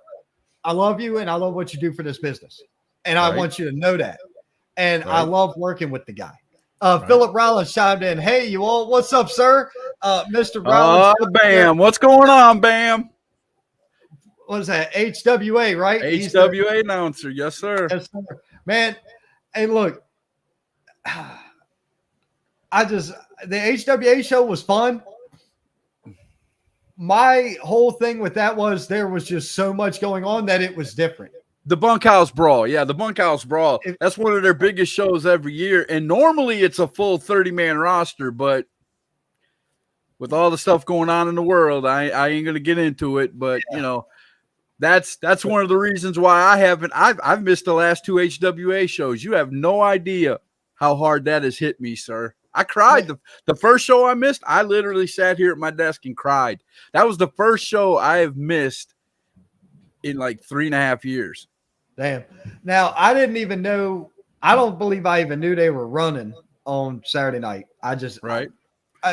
How much shit is going on? It's so hard to keep up. There's so many shows in our area now that I put a poster on my page, and I tell everybody, use my page as, you know, a promotion page. Just put it on there. I'll put HWA's. I'll share HWA's poster to the top of my page, and 10 minutes later, I got to scroll for 15 minutes. Right. Now, but here's the thing: variety is the spice of life. That's the old adage. That's the old saying. Well, so HWA had kind of that not outlaw mud show. Anybody who says that, you're a jerk off. Fuck you. No, they had that outlaw shit where it was like chairs and freaking. Do you know what? That's rare. That's rare. And believe it or not, that's a rare thing. Especially, my God, the chair shot that was given that night that you were sitting there. I thought dude was totally knocked unconscious. I'm not gonna lie. He took a real chair shot to the middle of the forehead and fell straight down. And we were talking about that backstage at AWL. We were backstage. I'm not gonna name the wrestlers. It doesn't matter. But that chair shot was solid, bro. I don't give a shit. I've made remarks about it already. I've already said it on my show. And I even talked to Thunder about it personally because I respect Thunder. Right. So I wanted him to know. I was like, dude, what the hell? How did that? He goes, the fucker should have put his hand up. I'm like, well, okay. But like what was crazy was I'm back in the back of the AWL show, right? It is me, Dylan Dollar, Travis Roberts, Dump Truck, fucking goddamn, a couple of refs are back there. I think Chase is behind me. Eric's here. It's like all of us back there just hanging out. in between one of the matches or maybe intermission or something. And I was like, man, I'm telling you one thing. This dude took a chair shot like I've never seen before. Caleb Crocker, he took a chair shot like I've never seen anybody take before. I know why we were talking about it too, because there's a death match or something coming up with Lazarus Black in it, and Laz was there. And I said, bro, listen here. Chris Thunder Anderson took that bitch around the world and come up over and down on that fucker's head. You could, and this is not even a lie. I'm not even lying. You could have stood outside and thought a gun was going off inside that building. He hit him so hard. I thought they loaded the I literally thought he knocked him unconscious. I thought that they put a 22 round in the chair because that's what it sounded like. It was loud. And the ukulele shot, and the ukulele shot not 10 minutes later, dude. Bam! It did knock him out. It did knock him out. It knocked Cutter out? No, it wasn't Cutter. It was Armor Chain. Oh, shit. Yeah, it was. It was Armor Chain. He took that shot right to the forehead with that ukulele. That ukulele exploded in a million pieces, and he fell. And the reason I know he was knocked out, he said afterwards. I talked to him after the show, and he said, "Yeah, I was out," because you could tell, because when he fell, he made no attempt to brace himself. He fell just like this and fell right on his side, outside, right in front of us. I mean, he was. I mean, I could literally reach my arm through the thing, and I was touching him. Yeah, he was right there. I thought he had really hurt himself. I mean, when everybody came around and started talking, and I saw him go like this and touch the medical person that was there. When I saw him touch her like this and tap on her, I knew he was okay. Yeah. That was his signal to say, "Hey, I'm okay. Don't make a big deal. Just carry me out. I'm gonna act like I'm hurt." Right. But man, it was such a that's the thing, man. Wrestling's a variety show. You know, I keep harking on that because it really is. You want the classic look, you want that polished, fine-tuned shit. Right, You're gonna want to see the AWLs and the pro wrestling unions and guys like that. That's their show. You want, you want the crowd to be absolutely ravenous, and everybody wants that. I'm going to tell you this. Before COVID, and I hate saying that, but before COVID, HWA was one of the greatest story-driven companies I'd ever seen. That's what made me fall in love with them. Really? When Boomer Payne was writing, and he's still writing them, but now it's to the point where wrestlers don't want to stay somewhere for a long enough period of time to run a storyline. You know what I'm saying? Yeah. Unless they got a strap on. If they got a strap on, they'll stick around. But a lot of them want to move around. But the stories were terrific. I mean, like I said, this show right here that I've got on my wall is one of the best story-driven years I've ever seen. And I'm telling you, I called the match. I called this show, the 3 cage matches. And I was doing EC Dub at the end of it. Oh my God. It was crazy. Right. It was crazy. Brian Kanabrowski was here earlier, and I understand that he's got one of the hottest shows PWX. in the region. And he was given a lot of props by Shane Dorr, Palmetto Championship Wrestling. And another great show. Pro Wrestling Union, another great show. I've got to make it out of the damn. I got to get out of the damn Spartanburg because I got to go see.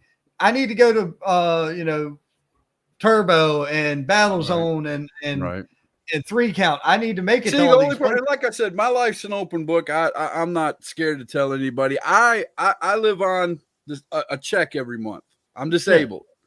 So, and this is the reason I don't get out to a lot of shows is I have 2 reasons. One is I can't carry a driver's license. I can't drive because I have seizures. South Carolina will not allow me to drive because if I get behind the wheel and I have a seizure, I'm going to kill somebody. And I understand that. Right. I have no problem with that. And also, when you're on a fixed income and everything starts going up in price, gas, food, blah, blah, blah, my extra money went down, down, down, down, down.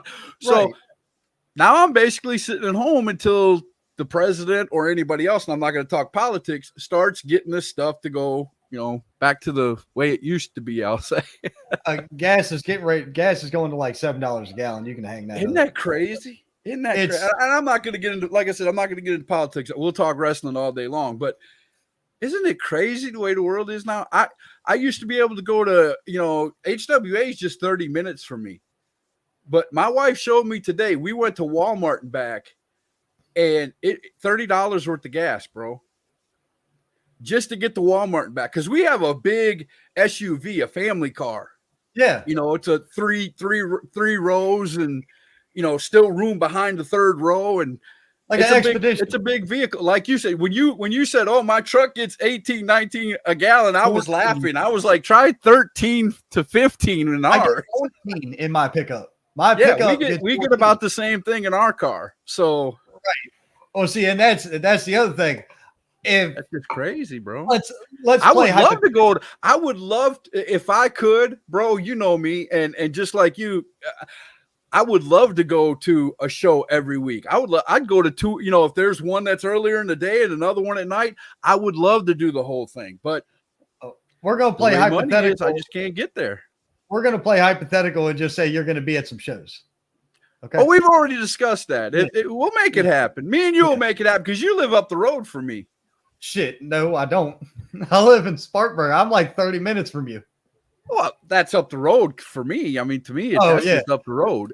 Shit, I drove 2 hours to get to the HWA show. That's what I'm talking about. When we drive 35, 45 minutes. So, yeah, I mean, Look at this. Philip Rollins says, truthfully, indie wrestling is awesome right now. Free Count, WrestleForce, Battlezone, PWX, APW Chester, Paul Metter, just very few papers who are worth the money to go to. Shows, not papers. Yeah. Rollins, you're right, man. Pro Wrestling Union's on that list as well. I'm more looking forward to I look forward to everything I get to do. So don't nobody get confused or get butthurt or anything else, because I look forward to everything. But the build for the Pro Wrestling Union show has been nothing short of phenomenal.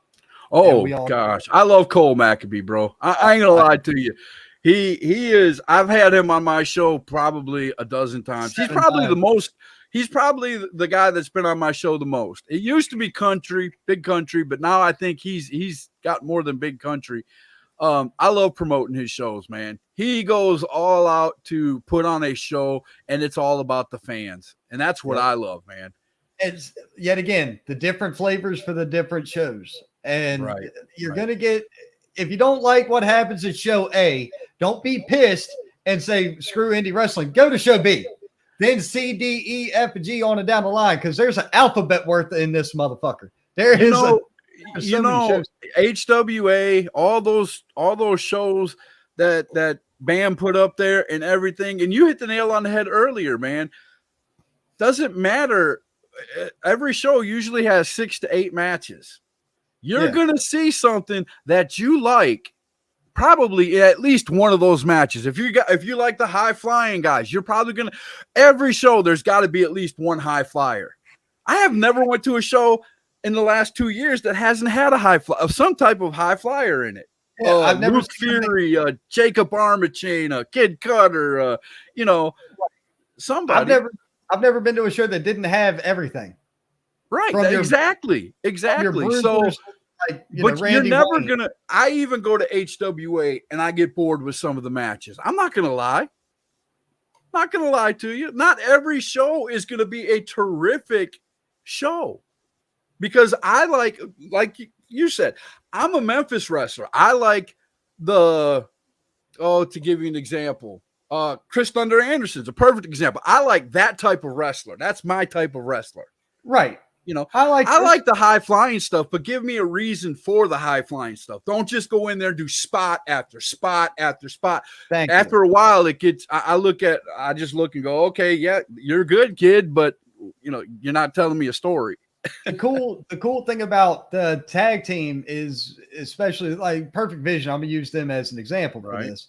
The cool thing about a team like Perfect Vision is how they combine the offense. It's not just one person and then tagging out. It's tandem offense. That's the type of shit that makes tag team wrestling great, because everybody can say what they want to, but look at the tag team finishers of the greatest tag teams of all times. The 3D, the Dudley Death Drop. You've got the what was the one that Axe and Smash did? The drop elbow. Fight. Yeah. Right. So many great things. There was so much there.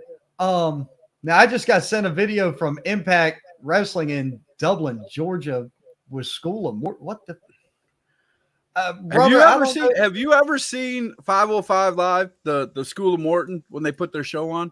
I've seen some of it, yeah. I've watched some of it. You got to watch some of them shows, man. I have. It's a good show up there. It's a good show up there. It's another one of those things where if I get the chance, I'm going to check it out. But see, I've got to try to find. I don't know if you know this, because you just mentioned Perfect Vision. I might be dropping some info on you and others, and I'm sad about this. Trust me, I am, but I'm not going to reveal what I know. But unfortunately, Perfect Vision is no longer a tag team. They made it official on their tag team page too. I didn't know if you probably didn't know that since you said that, but no, I didn't. Damn. Yeah, they're at this point they're going single. Well, all right. I understand if why. If you want to know why, go on the Perfect Vision website. That's all I'm going to say. I'll put it to you like this. What makes sense to me, all right, look at it from me who hasn't been on the page and doesn't know. Right. I look at it as this. Kid Cutter's not able to wrestle in all the places that John Matthews is. I agree with that. I agree with that 100%. In my estimation, being locked in a tag team would hinder one, and that's not fair. So whether or not that's the case is beyond the point. And again, I'm not going to put all the business out there. Ask them; they'll tell you. But that's about 25% of it, bro. That's about 25% of the problem. But it's all good. I'll have to go check it out. Either way, I have damn near covered everything I wanted to cover today. I really wanted to get more involved with the AWL show. Let me say something about AWL while I'm on here. Go ahead. I didn't go to the show. I saw pictures. I saw video clips. Mr. Ward, that is by far the best backyard setup I've ever seen in my entire life. Wait till July. Wait till July when you see it in person, because I've already told you I'm leaving Florida. I'm coming back here to the Carolinas. I'm going to be down in the Keys in Florida. All right. Right. Now I'm coming back here on the 23rd. I'm coming to get you. And we're going to that damn show. I would love it. I'm coming to get you. We're going to that show. I'm announcing as far as I know. And as far as I know, I'm still the announcer. So I saw the video. I saw the video of Gavin working the TVs and working the video stuff and doing that. Yeah, what? That's cool. That's okay. I thought you were getting ready to say something else. I'm like, whoa, what? No. I would never give anything away. I'm just saying I saw him hands-on on the, setting up the show. And I'm like, man, that's the kid not only wants to wrestle, but by the time he's of age to wrestle, he's going to have so much information about this business, the right way to do it, and it's awesome, dude. I love that. Here was the thing. Gavin picked most of the talent that he wanted on the show. I think he picked most of it or all of it. I could be wrong. He picked everybody there, if I'm not mistaken. Gavin taught brand new microphone. I didn't know. He was like, no, press and hold for 3 seconds. It comes on. And I'm like, cool. I know the rules from here out. You don't hit the top of the microphone. You mess up the parts inside. Don't toss it. Don't toss it. What I did was I got this damn thing. I have to do this for my freaking left hand. I have to do this for my left hand. I have this thing in my hand all fucking day long now. Jackass. Anyway, so what I would do was where the cover was that had the AWL logo, I would to make sure I could hear it, to tell if it was on, I could hear that part. And I was like, all right, cool. I know I'm live. I know I'm good. But that's why you saw me holding, if you ever see me, I was holding the mic straight down. I'm tapping it with my one finger just so I could tell. And I could hear it in the music. So I knew it was okay. Right. And I'm just going to say it again, man, from the pictures I saw of before and after, my gosh, man, that's a lot of work. And wow, Jimmy did most of it, man. And he's got more work coming. I gotta get over there and the booth, as far as where the commentating booth is to where the ring is. He said he moved it. I don't know if he's already done it, but where it was in that picture, perfect. I mean, you couldn't ask. I mean, the announce booth, the right get up. I looked at that and I was like, man, you're almost right on top of the ring. That's amazing. I said, that's great. It's right because a lot of times the announcers are way back and up, and the crowd's around them, and the way he had that set up, it's perfect. You can tell he put a lot of thought in that. And the talent list of guys that were there, we've already mentioned. Yeah. We already mentioned Chase and Luca. We've already mentioned, Dump Truck and John Matthews. We already talked about them. And then Jackson Insane, one of my favorite people in the world. Lazarus Black. He was the first indie wrestler. Him and Big Country and Eric Nuff. I don't know if you know who Eric Nuff is, but he used to be. When I first met Jackson Sane and Eric Nuff, right here, it's on the poster. They were a tag team. Oh shit! That was when I first met him, and his gimmick is just awesome. I love Jackson Sane. I want you to imagine Jackson Sane, Lazarus Black, and Rob Killjoy in a triple threat, because that's what we had. On just a stupid amount of punishment between them three consummate professionals in this industry, in this business, and they're universally. All I want to know is how many times did he cackle during the match? I couldn't hear him. I couldn't hear him over the crowd. Man. I couldn't hear him over the crowd. That's a hell of a good problem to have.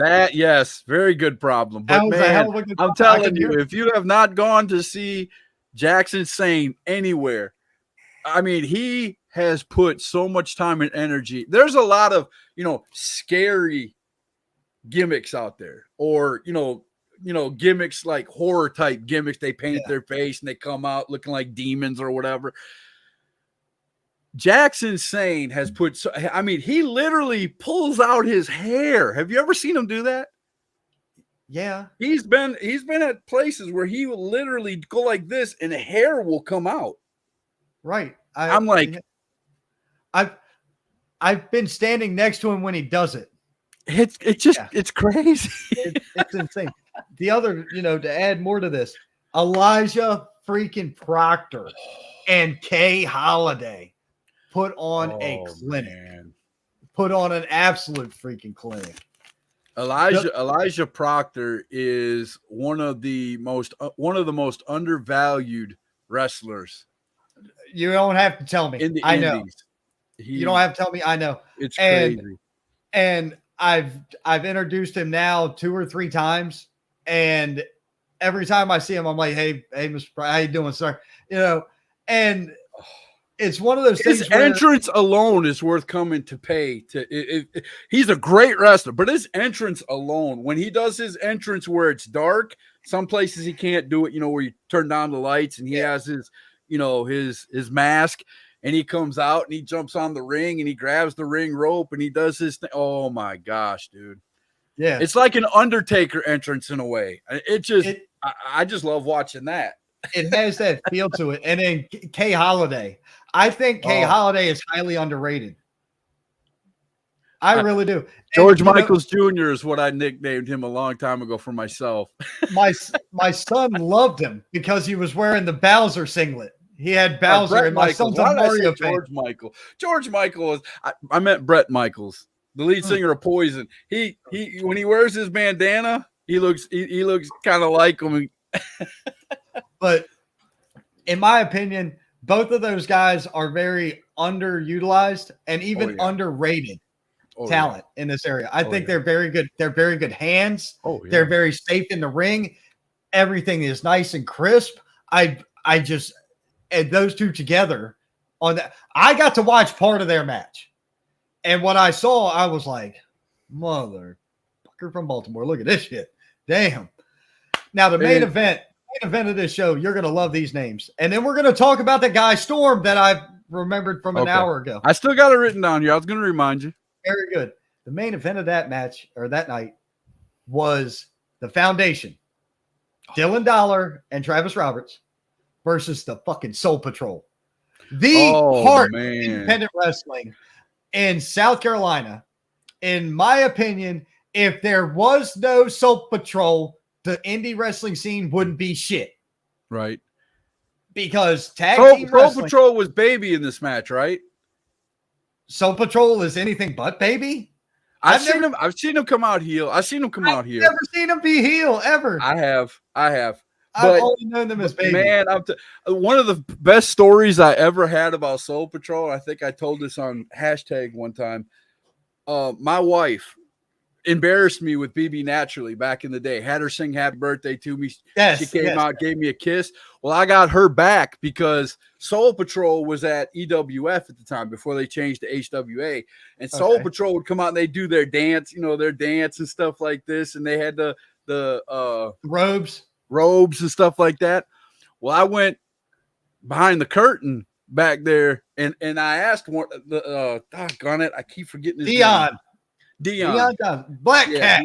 Yeah, Black Cat Johnson. I went up to him and I said, dude, my wife is a huge fan. If you could do a lap dance thing for her, she would be on cloud nine. Now, my wife did not want that at all. Oh, no. He come out there and he started dancing and he looked at me and he went, you know how he is. And he walked over and he gave my wife, she didn't talk to me for almost 3 days, bro. Dude, she was so mad. The first time I ever saw Soul Patrol, they were main eventing at the charity show that I was doing commentary for where I was. Oh, yeah. Okay. And at the end of it, he walked around gassing everybody. So he walked around rubbing his ass up on people. Right. He came over to the lap dance, I call it the lap dance, but go ahead. He came over to the commentary and bounced his ass and the camera's on me. Right here. It is right freaking here. Okay. And all of a sudden his ass just knocks me out of frame. And there's another camera that's catching the outside view of this. And they're laughing their ass off. But then he goes and gets this kid in the crowd who was making fun of him or something. They pinned this poor little kid. He couldn't have been but 11 years old. They pinned his ass to the ground and he damn near sat on him. I about fell the shit out. Oh my God. But you know what? That kid will never forget that. Nope. I think the kid was crying though. He was traumatized. And he was mortified. He was embarrassed. It was so freaking funny. But dude, Dylan Dollar and the Foundation, Travis Roberts, they are yet again underutilized, fantastic tag team workers. And they beat the living shit out of it. They're not stiff. They're fucking polished. Let's not negate facts here.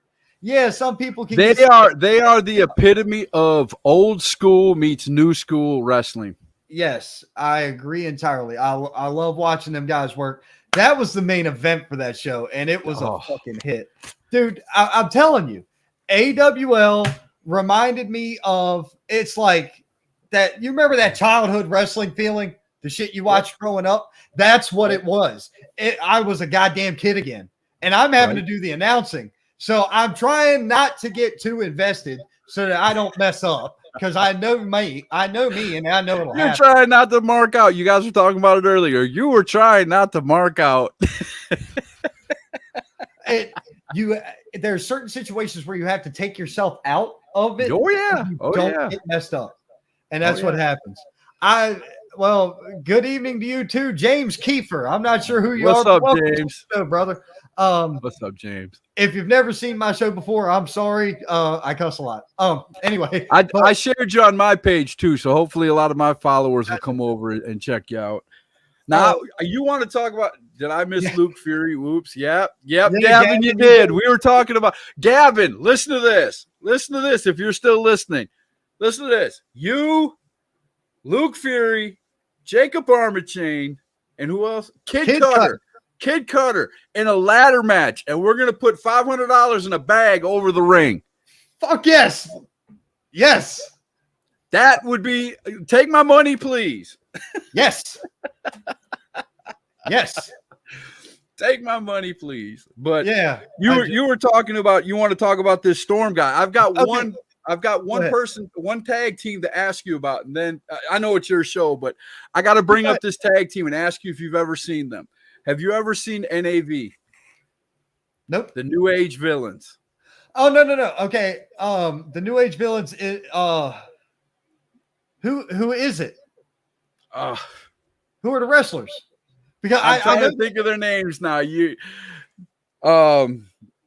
Doggone it. I'm gonna have to look it up while we're talking. I forgot. That's horrible of me, isn't it? Gavin Ward said, I saw Jacob Armachain at 3 count. Give me Armachain and Luke any day. Hell yeah, young man. Hell yeah. Hell yeah. Man, look, Gavin is the shit, dude. I don't care what nobody said. His heel promo that night was off the chain because it was great. Now you could see there was a little bit of butterflies in the young man, but the butterflies showed emotion. And when a heel shows true emotion, you're more invested in what they're saying and you're buying it that much harder. And I freaking loved it. It was good shit. It was real good shit. And the fact that you mentioned, he was teaching how to do the soundboard. He was teaching the music, when to do the bell, what they needed. He taught Chris and Harry what to do, when to do it, and how to do it on the fly during the fucking show. Oh, snap. Because, dude, everything, it was like almost last minute for all this to come together. And they needed somebody to do music. Hey, I got these guys. They want to come anyway. Let's do this and let's have them do commentary. It'll be fun. And it worked out. So who's the New Age Villains? Nathan Cross and Ryan Riley. Okay. Nathan Cross I know of. Ryan Riley I do not know of. But I've heard of he's the bigger of the two. Ryan Riley is. And they were up at 505 Live. They are, I believe, 3-time champions there. Oh shit. I believe. Nice. Yeah. They were one of the hottest tag teams in our area for quite a while, and they're moving around. They're now, they got so popular here. They're moving all around. But I just looked on their page to catch their names, and guess who they fought late last year, which this is amazing. The Awakening. Oh, the guys who used to be in the WWE. Yep. Yeah. That's badass. Now they fought them. All right. So I know I've got 7 people still here at a minimum that I can tell, and I've got you.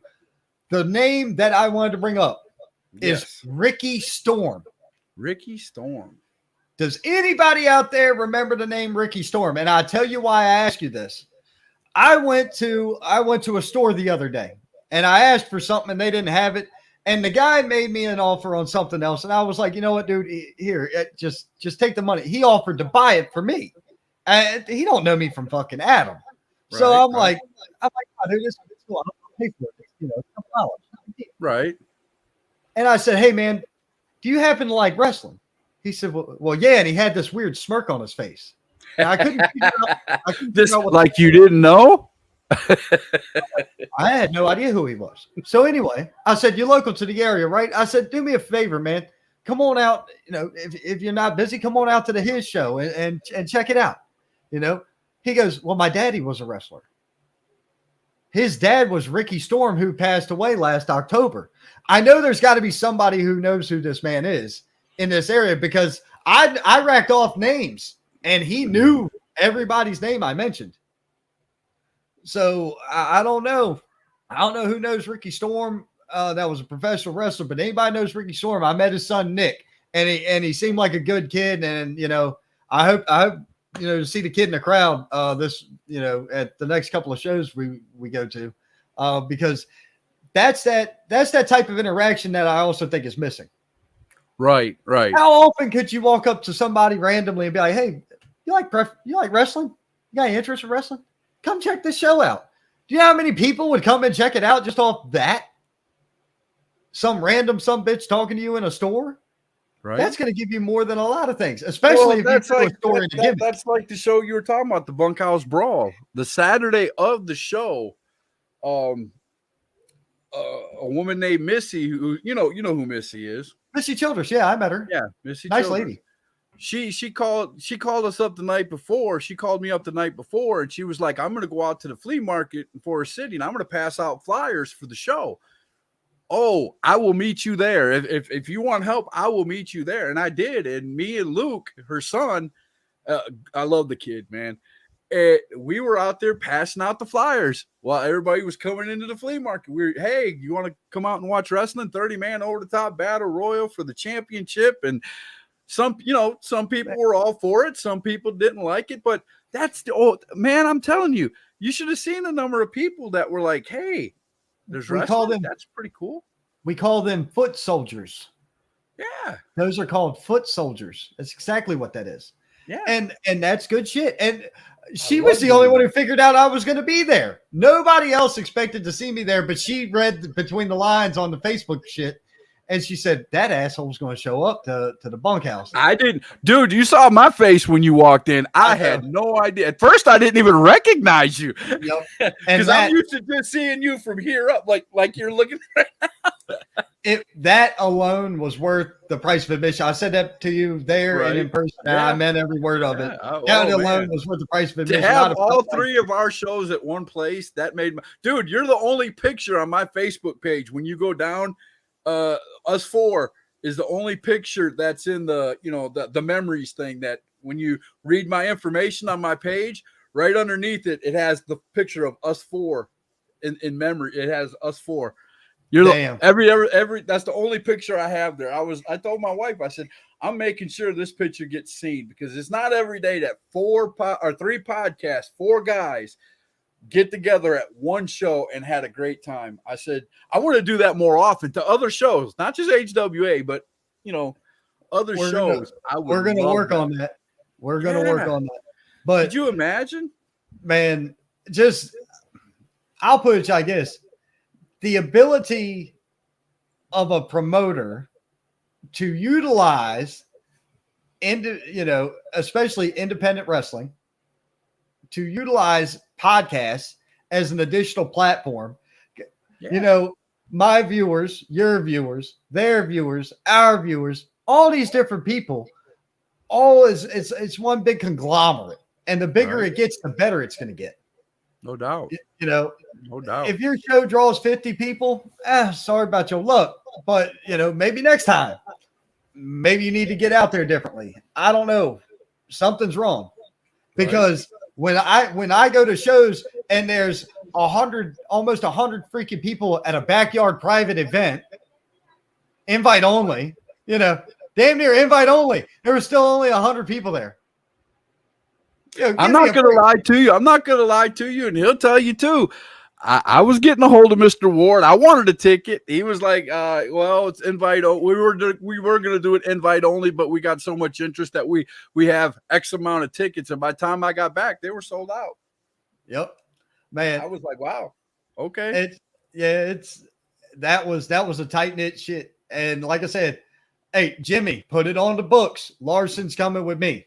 At minimum, Larson's coming. I would love to see that the AWL arena pavilion. The Welford Pavilion, the AWE House of Beatdown in this motherfucker. There you go. I'm just gonna call it the pavilion for right now till they get it. But it's the I'm gonna come out there. I really want to see it in person. The pictures are just amazing. I can imagine what it looks like in person. Oh man, it's a hoot. And look, hold up. Check this out. Jimmy Ward's already got it written in. Hell yeah. There you go. There you go. Here we go. And another thing that I like about all of our podcasts is we're not in competition with each other. We all help each other out. You know what I'm saying? Exactly. And I had somebody ask me the other day, why do you always, when they come on, why do you always promote them when they make a comment? Because they do what I do. I have a mutual respect for them. I know what they're going through to put on a podcast. I know the work it takes. It's not just sit down, turn on StreamYard, and there you go. You got to put some work into it. And it's off screen. You got to talk to people. I mean, if you didn't go off and talk to Jimmy Ward or any of these guys, you wouldn't be able to do what you do. No. You gotta, and not only that, but in what we do, you can't be bashful. Oh no! You can't be shy. You can't be bashful. You need to go out and go. And you can't be scared of being wrong. I've been wrong many times. I'm not even gonna lie. How many times about wrestling I've been corrected and I've apologized. And if I have a feeling, if I say, man, this is how I feel, and somebody comes up and I'll tell you what, Cody, I miss that guy so much. It's not even funny. David Cody.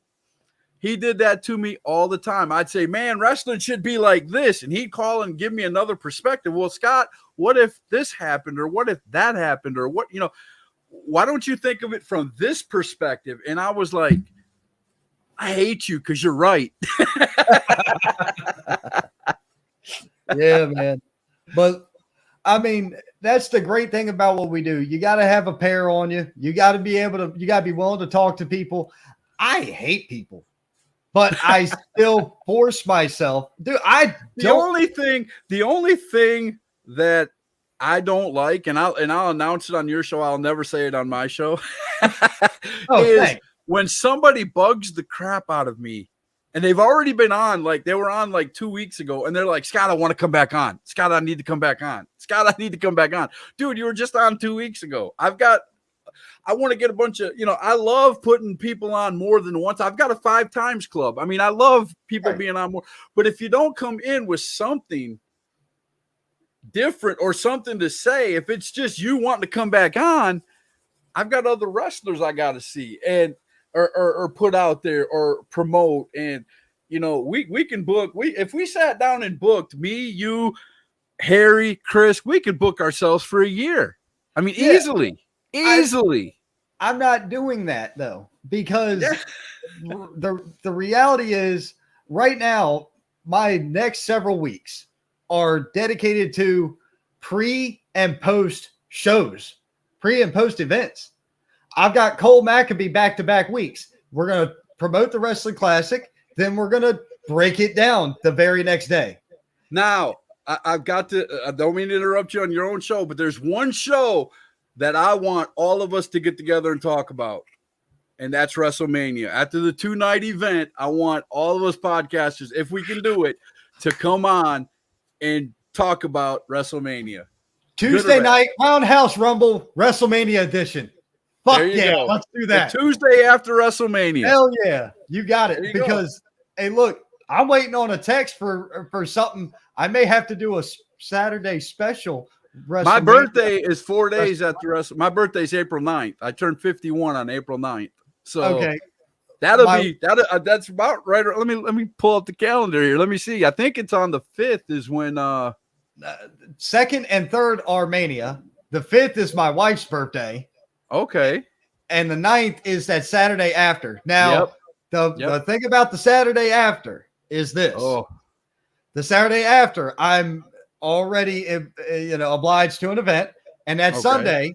So, like I said, my next 4 shows are already locked in. I got Cole Maccabee twice, preview and post-show breakdown for Pro Wrestling Union's The Wrestling Classic. The following one is Ethan Case from Palmetto Championship Wrestling. I know who the streamer guy is. Yeah, and, I know Ethan Case very well. We're gonna preview their next show, Bad Vibes, and then the following day after their show, me and Shane Dorr are gonna recap the show. So it's like that's kind of. That's why I said your schedule is getting a little bit like mine. It's like boom, boom, boom, boom, boom. Dude, I've been trying to get Jax and his wife. I've been trying because I love Jax. I really do. I love Jax Insane too. And let me tell you a little story about Jax Insane. The first time I met him at the show, and he was in full gimmick at the place where he was passing out flyers. He was in full gimmick. I go to EWF and they're doing, they do their wrestling show. I stuck around afterwards to start interviewing a few wrestlers after the show. He got off all his paint and all his stuff, and he had his hair slicked back, and he came out. And when he's not in gimmick, he is really soft-spoken. I mean, a really soft-spoken gentleman. Yes, he is. And he walked up to me and he's like, "Hi, Scott, how you doing?" And I turned around, I looked at him, I'm like, "Do I know you?" He's like, "Yeah, you've watched me wrestle for the last 3 shows. You don't know me?" I was like, and then he did his cackle. No, he's like, yeah. I'm like, "You're Jackson Sane?" He's like, "Yeah." And he used to live right up the road here from me before he got his girlfriend and moved up to North Carolina. He used to live, his daddy's farm is right up the road here from us.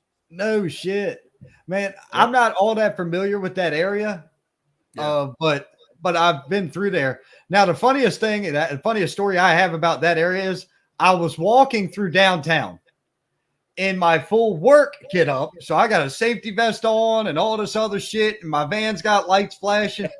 And all of a sudden, the cops walk up to me and they said, "Hey, man, what are you doing?" I'm like, "I'm looking for this place. Do y'all know this place?" He said, "Come on, son, I got you." And he walked me over to the building. I knocked on the door. Nobody was there. All right, cool. But the dicked up thing was this. They don't even have the same cable company as who I was like, "What the shit? Why am I here? Why am I here? What am I doing?" I'll tell you the funniest story I ever had with Jackson Sane. You got to go back and watch it, bro. Anybody who's watching this, if you love Jackson Sane, I called him up one time and I said, "Jax, I really want you on the show." He's like, "Scott, you know my character don't talk." I was like, "Well, how can we do this?" He goes, "Give me a few minutes and I'll call you back." We were on the phone. I said, "Okay."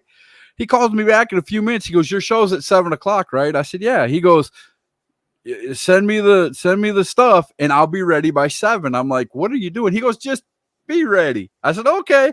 So I send him the link at 6:50 and he hooks it up.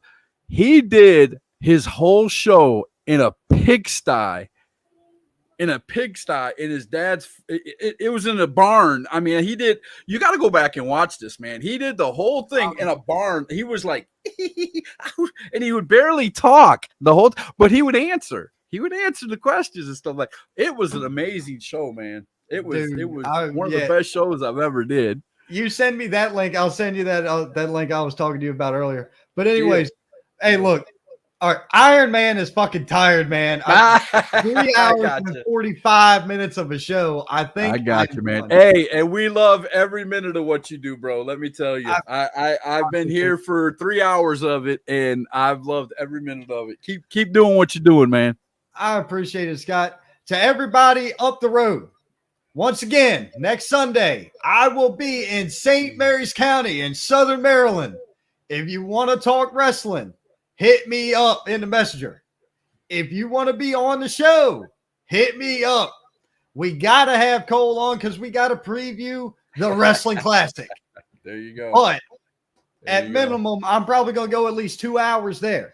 I'm trying to aim for 4 to 6, and then I need to do dinner with people. I got shit to do in Southern Maryland.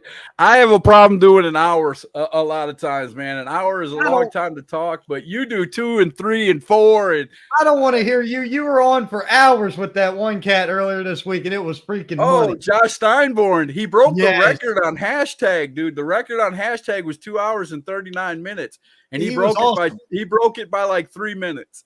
He was awesome. I loved the interview with him. Oh, yeah. He seemed like a great guy. And then South Florida Keys. I'll be down there in July.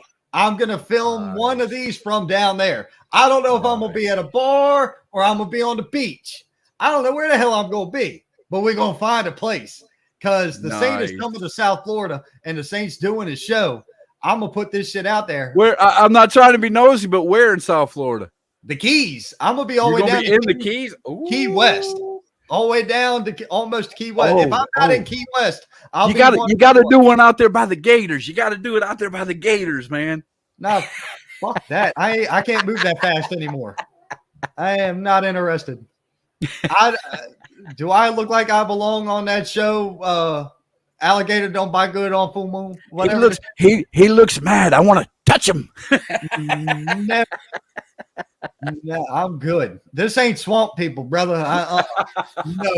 No freaking thing. You'd have better luck with me out there in a shark cage doing the show. That I would do. I would do that in a heartbeat. Let's not play. Let's not. All right, man. Love you. Love your show, man. And also, again, since we're all here, since Harry was here earlier, check out their podcast also, yes. Straight Up Wrestling Show. Man, I'm telling you, I had a blast. Thank you for inviting me. I'm going to get out of here and let you say goodbye to everybody. Thank you, Scott Larson from #Truth. We will see you Monday night, right? Monday night. Yes, sir. Monday 7 o'clock. 7 o'clock. All right. Who's your guest? I believe I have Outlaw. Outlaw's talking about his new show, ACCW, his new promotion that's coming out. ACCW Outlaw. In Charlotte. Oh, cool. All right. Hey, yeah, tune in for that. We need to get some of the guys from HVW on these shows. Viper and Tom and all. We need to figure out what's up because I've got a half a mind to go my ass. Well, if you go to that show, you will see the New Age Villains. They are the HVW Tag Team Champions. If I go to that show, I'm making a pit stop on my way there. You feel me? I will definitely be your co-pilot, sir. All right. I got to figure out when that is again. It is the 8th. I think it's the 8th of July. No, it's 8th of June. Oh, shit. It's June 18th. June 18th. I may be screwed on that one because my daughter's I got to check. I got to check and see what's doing for that event. I got to check. It's all good. Either way, I'm pretty sure we can get a hold of a video of the show, knowing Tom. So hell yeah. We'll all right. Later, guy. I appreciate it. Ladies and gentlemen, thank you very much for tuning in. It has been a great show of so many great guests. I have to say thank you to Dump Truck, the American Diesel. I have to say thank you to everybody who commented. I have to say thank you to Harry Bernard Taylor, Luke Fury, and, of course, Scott Larson.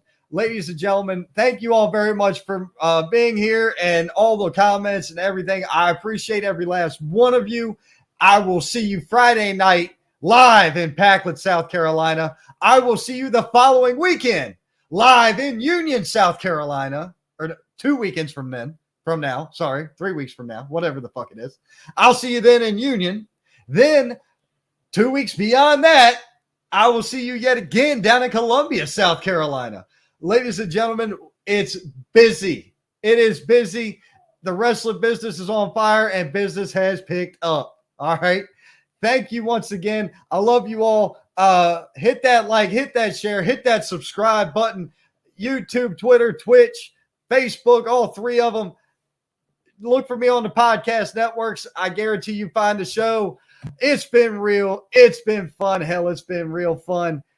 And please, whatever you do, don't ever shy away from one wrestling show because you didn't like another one. There's something out there for everybody. Go check them out and thus proclaimed.